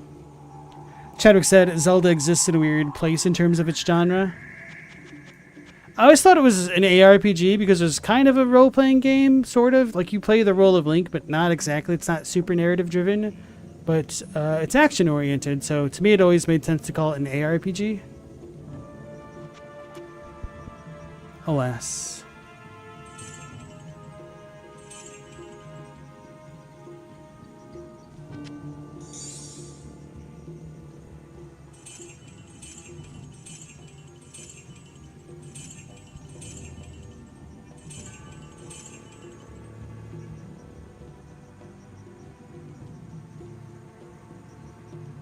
Elemental Amulet, that's pretty good. Holy crap.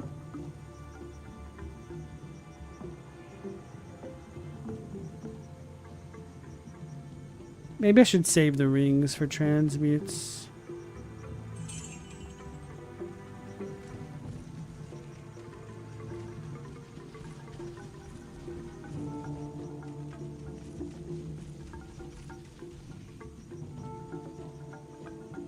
Run out of space.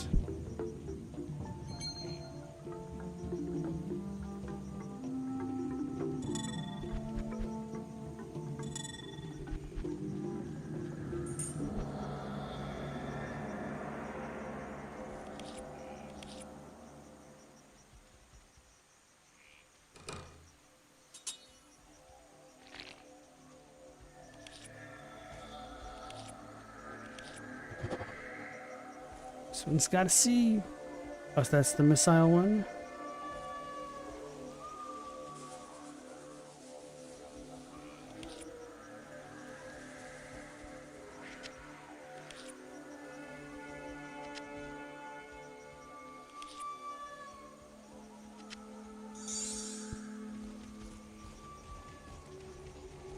Zelda's kind of hard to classify. Oh yeah, talk to everybody else. Logo, if I'm curious, check out the original 7-minute music from D1 Tristram, one of the best pieces. Oh, bro, with a lot of Path of Exile fans being, or content creators being Diablo fans, I'm sure that I've heard the Tristram theme a ton in a lot of their content videos.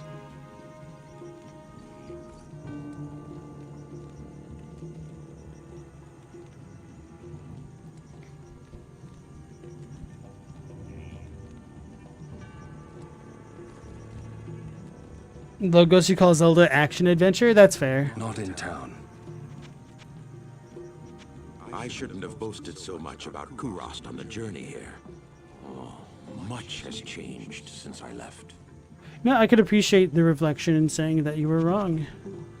Oh, no one really believes that the Black Book exists. It's just a symbol of Zakharum's anti-Scotsine propaganda.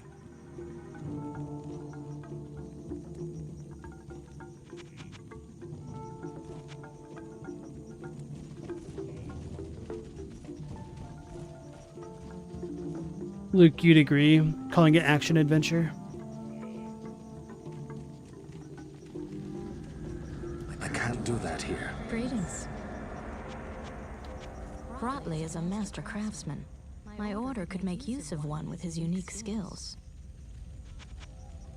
I've heard of the Black Book. My order's code is based on many of its passages. If you find it, I will be greatly impressed. Huh, so we learned a bit more about her order. All right, Robbie, you have a good night. Thanks for joining us as always. Take care.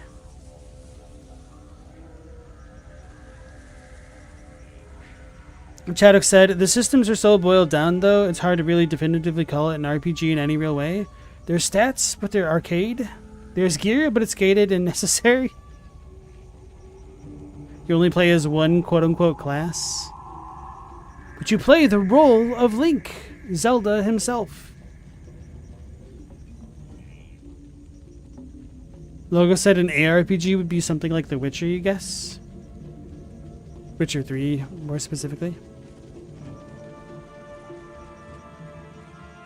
How do you make Metroid crawl? Oh, you gotta put Metroid in her morph ball mode. Good day. She doesn't crawl. Alcor is a potion dealer, given over to a life steeped in ceaseless study and dissipation.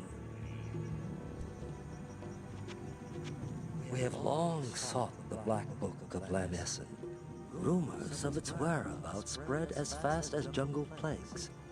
If you find it, take it to Alcor. Oh, I was joking about Metroid. I was just saying that Samus is Metroid, kind of like how Link is Zelda. Sorry to get you. But I do think canonically the actual Metroid child she finds is female. Because it's supposed to be capable of reproducing, right? Maybe they're asexual that way, I don't know. Samus is Metroid? Yeah, Metroid Prime. She is the first Metroid. The jungle can take you down fast. Try to avoid getting trapped out there. Many things can be found in the city of Prost. The book may be there.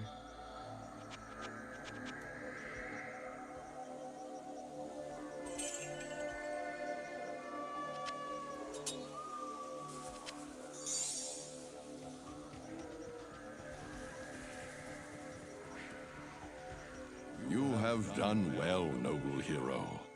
Ormus congratulates you. The old spirits of Skatsim will watch over you for returning their sacred blade. Now, after all these years, Ormus will once again use his powers to protect the innocent from the shadow. The spell that protects the dark side shall now be reinforced.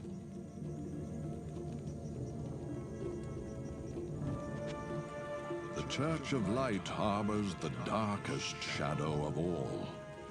Tread lightly. You now speak to... The children of Zakharum believe that the Black Book is filled with blasphemous heresy. In truth, the book may contain the secrets to our ultimate redemption. Ormus do be kind of an interesting guy. Let's see more gossip. The Church of Light... Nope, okay. Let's see if the gossip is updated here. Now that fewer of the Iron Wolves are needed to guard the dock side, some of them have volunteered to accompany you free of charge. Damn it!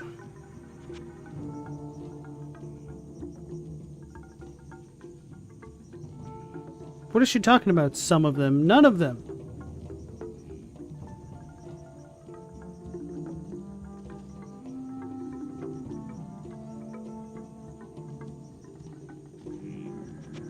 The jungle can take you down. Many things can be...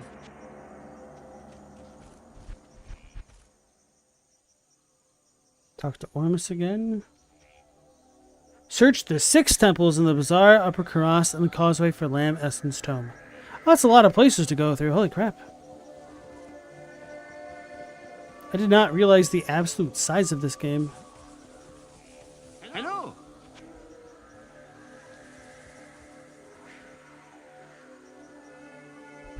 Definitely get your money's worth. You came here with mischief? I guess they're not going to say anything different.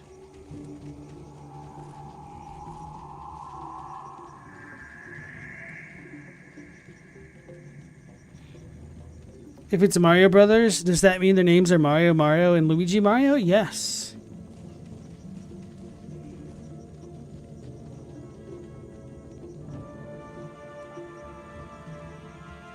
Without horns, your favorite part of Metroid was when the Metroid said, "It's Metroiding time," and then Metroided all over the place. Don't you hate when you get Troided on like that? Not in town. Have you met Natal? The Black Book is a powerful source of information. The Zakarum will do everything in their power to stop you from obtaining it. No, Metroid is not really an adult game at all. It's just because Metroid is girl that people lose their minds. Kind of like the whole Morgan Webb situation back in the day.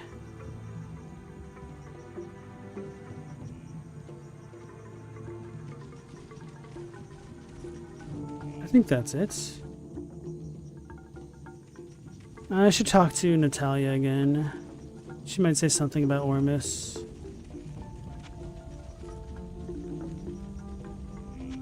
Brotley is a master Nope. I've heard of the Black. Alright, I'm gonna move on.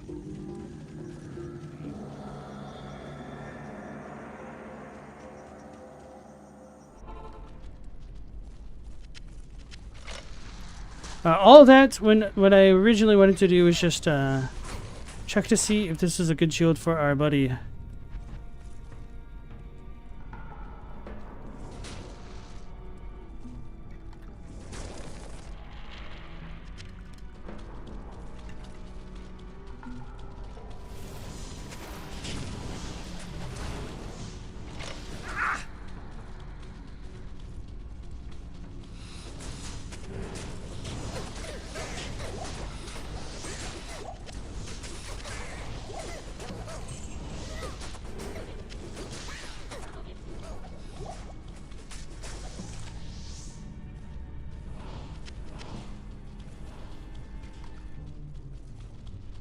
You figured they got to keep up the gamer stereotype.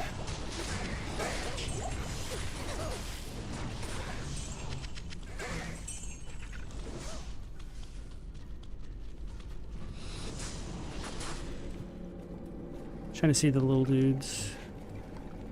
See how little they are.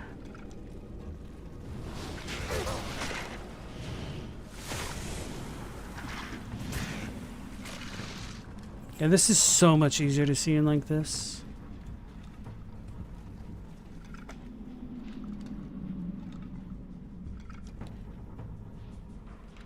Metroid Prime had all that art that implies Samus has a ton of cybernetics and needs to be hardwired into her suit. Then Zero Mission happened and retconned all of that. It's all Chozo technology, bro. Ancient Chozo technology.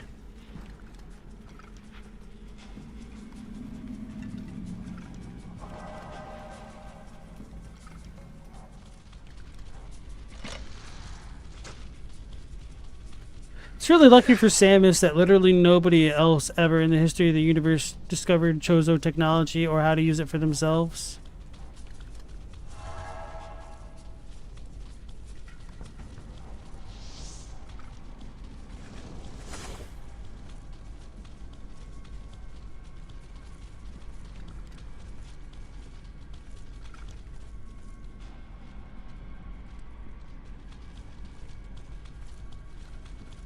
Level 3. It's because she was raised by the Chozo. You merely adopted it.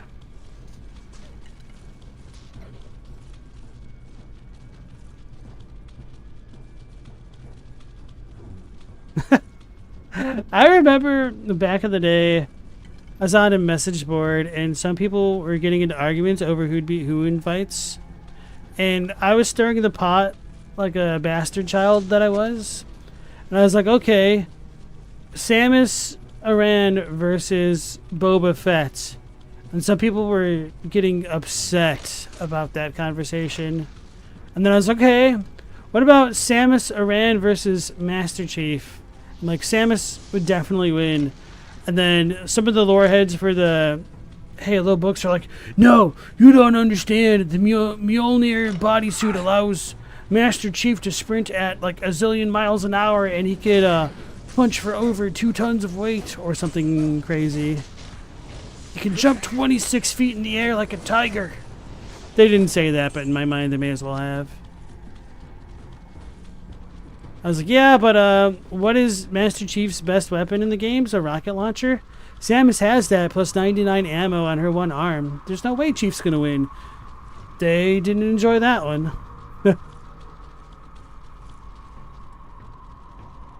Stella says Samus easy, or Samoa. That's even funnier. Logo said Chief would pummel Samus, though. Oh, looks like we're doing it over and over again. Samus would destroy Boba Fett? Yes, she would.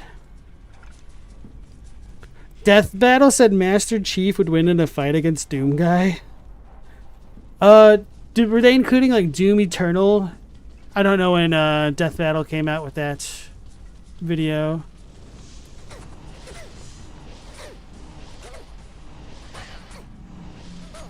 Oh yeah, we leveled up the Merc. Gotta love someone getting hot about a hypothetical video game crossover conflict. Witch Doctor and Doogu.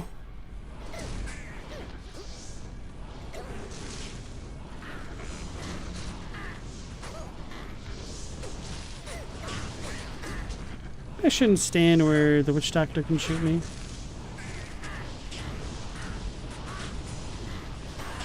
Maybe the Witch Doctor's... What? Shouldn't stand where I can shoot it. Honestly, I thought Witch Doctor might be a class in D2, and I was really considering trying to play that. So once I opened up the character select screen and noticed that there was no Witch Doctor, that kind of made the choice a little bit easier. Because I always did like Nazebo from Heroes of the Storm, but I don't know where he comes into the chronology there. Or cosmology, I should say.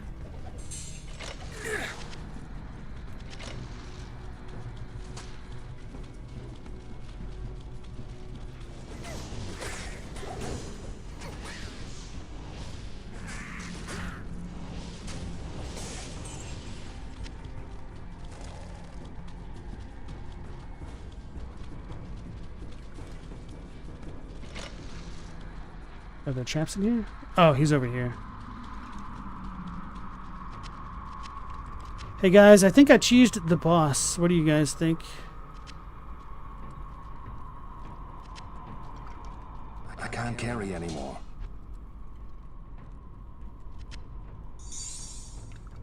Impossible.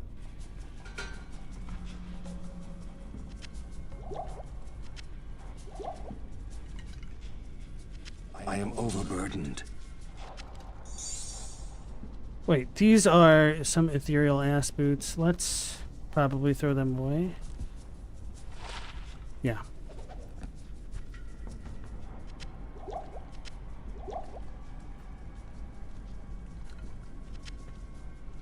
Hey, Moth Crab, welcome back in.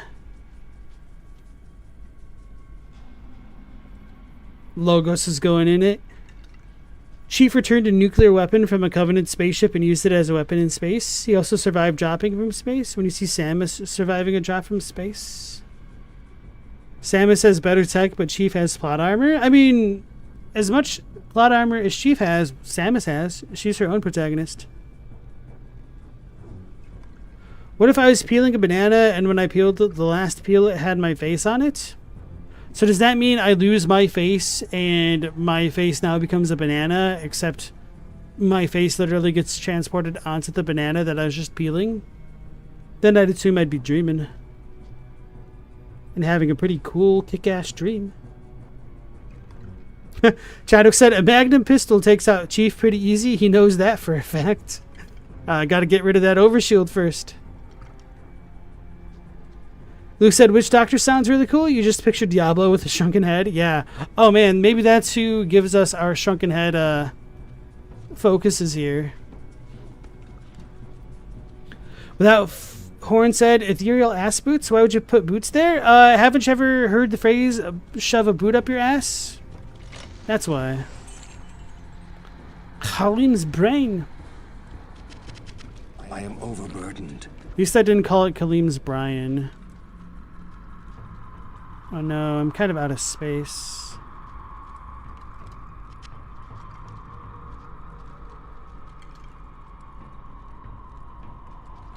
Yeah, I don't think I could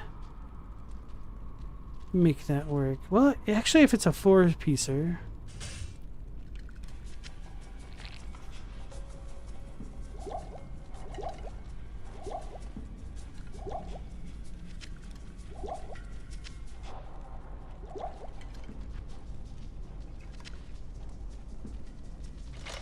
We did it! Okay, now we can just go back to town, I guess. Oh, it's a oneer. No wonder.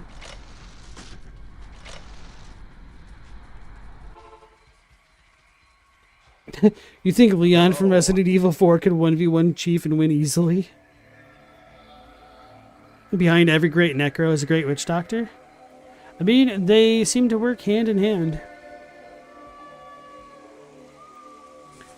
We forget Chief has a Spartan laser and repurposes weapons from his enemies. Well, you forget Metroid has a photon beam that goes through walls, which is also a laser that she repurposed from her enemies.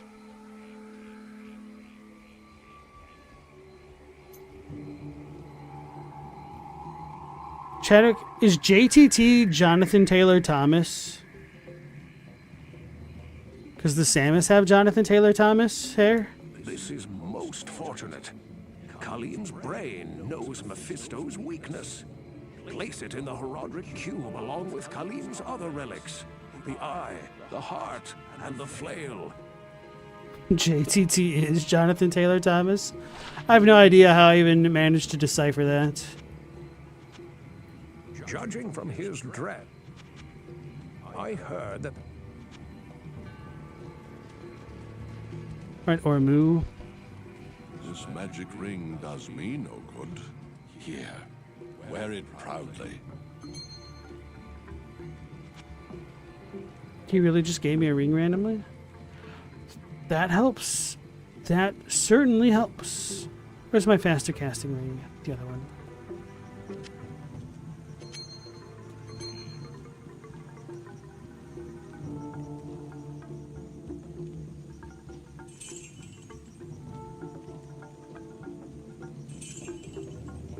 Maybe I should have kept that, actually.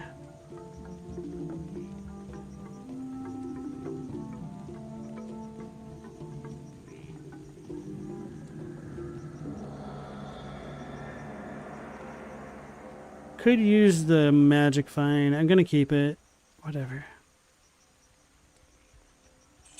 Really went out of my way to get an ethereal weapon.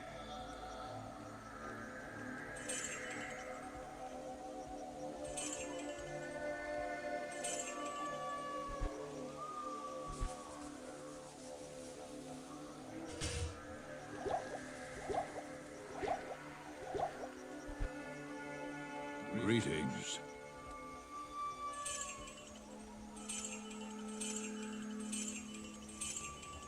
Alright. Knuckles from Sonic could be the worst in combat against other game characters. Just hop and slowly float down over and over. I don't know, man. I hate facing Sonic in Smash Brothers. He is a menace. The good thing is most Sonic players are typically brain dead, so it's kind of easy to win. Because they make really bad trades over and over. Because they gotta go fast.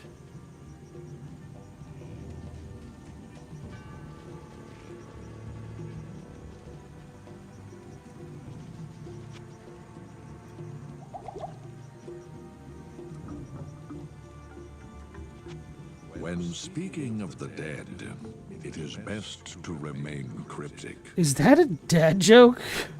What the hell? Even if you find the sacred book, you must still traverse the jungle of meaning within it. That journey could prove to be far more perilous. Loco, you were musing why he'd be so pretentious to use his full name, Jonathan Taylor Thomas, and then you remember what John Thomas was slang for? I don't know what that's slang for. Isn't that... I know, I feel like this has to be wrong. The dude who... fought... Hold on, how do I phrase it? What'd the guy do? The guy who raced the machine to build a railroad track. What was his name? Trying to blank. Darkley's only good for making his silly magic weapons. It's not like he's got the stones to actually go out and use them in anything.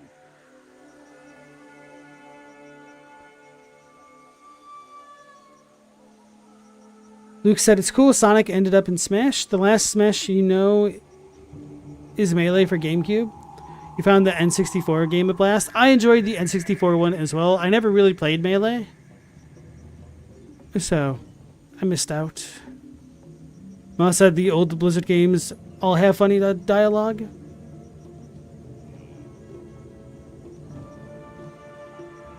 John Henry, thank you, Meow Laser.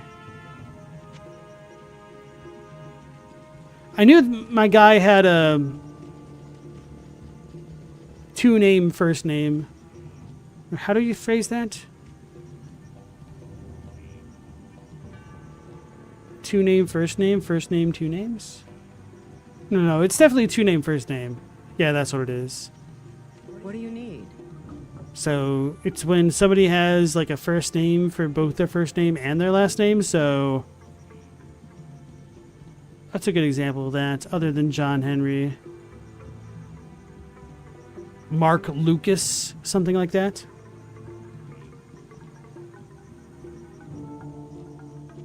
O'Reilly may be a bit too clever for his own good. Still, I'd trust his work anytime. I believe I can trust you now. Oh, there's more to it. Hello? I believe I can trust you now. When you first arrived, I suspected you a spy for the Zapparoom, the false religion whose faithful are now under the sway of a mysterious power. They've made a mockery of the old religion of Skatsim. Hello there. You must be a great... The N64 Smash when you're in the Poké Hospital is so funny because the way Charmander comes out and goes, Charmander! But doesn't do anything. I forgot about how they actually interacted with the stage.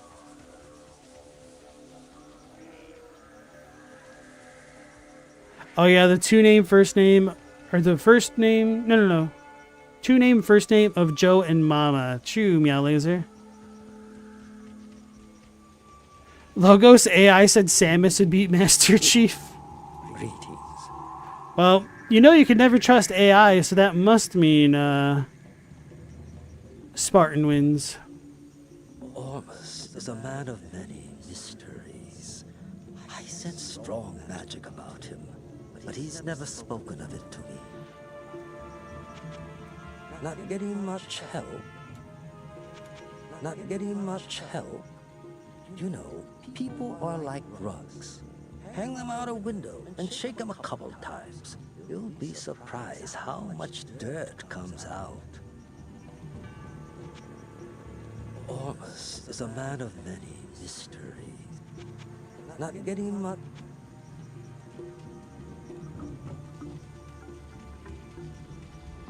Not in town. Yes? I've heard the name of Deckard Cain many times. He's the last of the Haradrim, and thus I must honor him. You must be powerful indeed if one such as he accompanies you. I hope you find the Black Book soon. I could use something to read while I wait for my orders. She kind of looks like a Mortal Kombat character. Oh.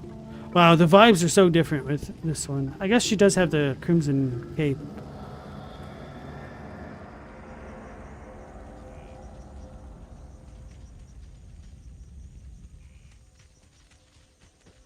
Kano. Johnny Cage.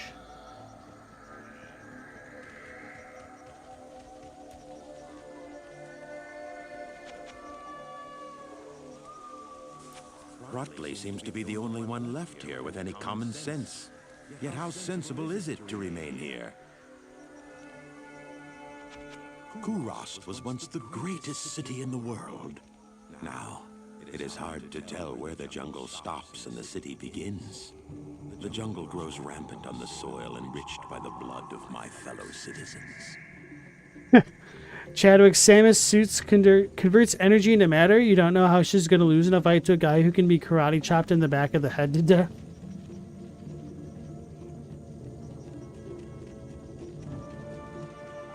I mean, Samus can be karate chopped too.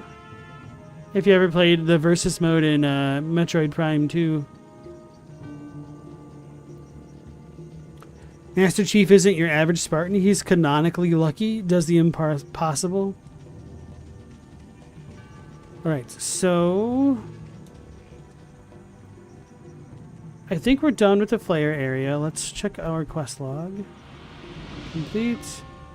Search for Khalim's hearts in the sewers under the Kurost Bazaar. Okay, cool. So that sounds like we're going there next.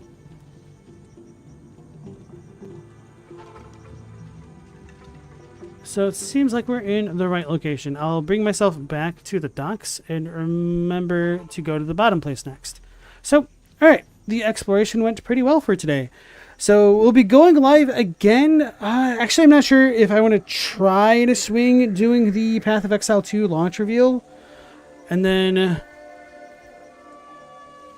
anyway, tomorrow it will be Diablo at normal time, but I might also stream sometime earlier in the day and do the Path of Exile 2 stuff. Maybe not, though. I don't know. So anyway... normal time if you guys are tuning in for the Diablo stuff, and then potentially extras. So anyway, until next time, take care, stay safe. Last Protagonist out.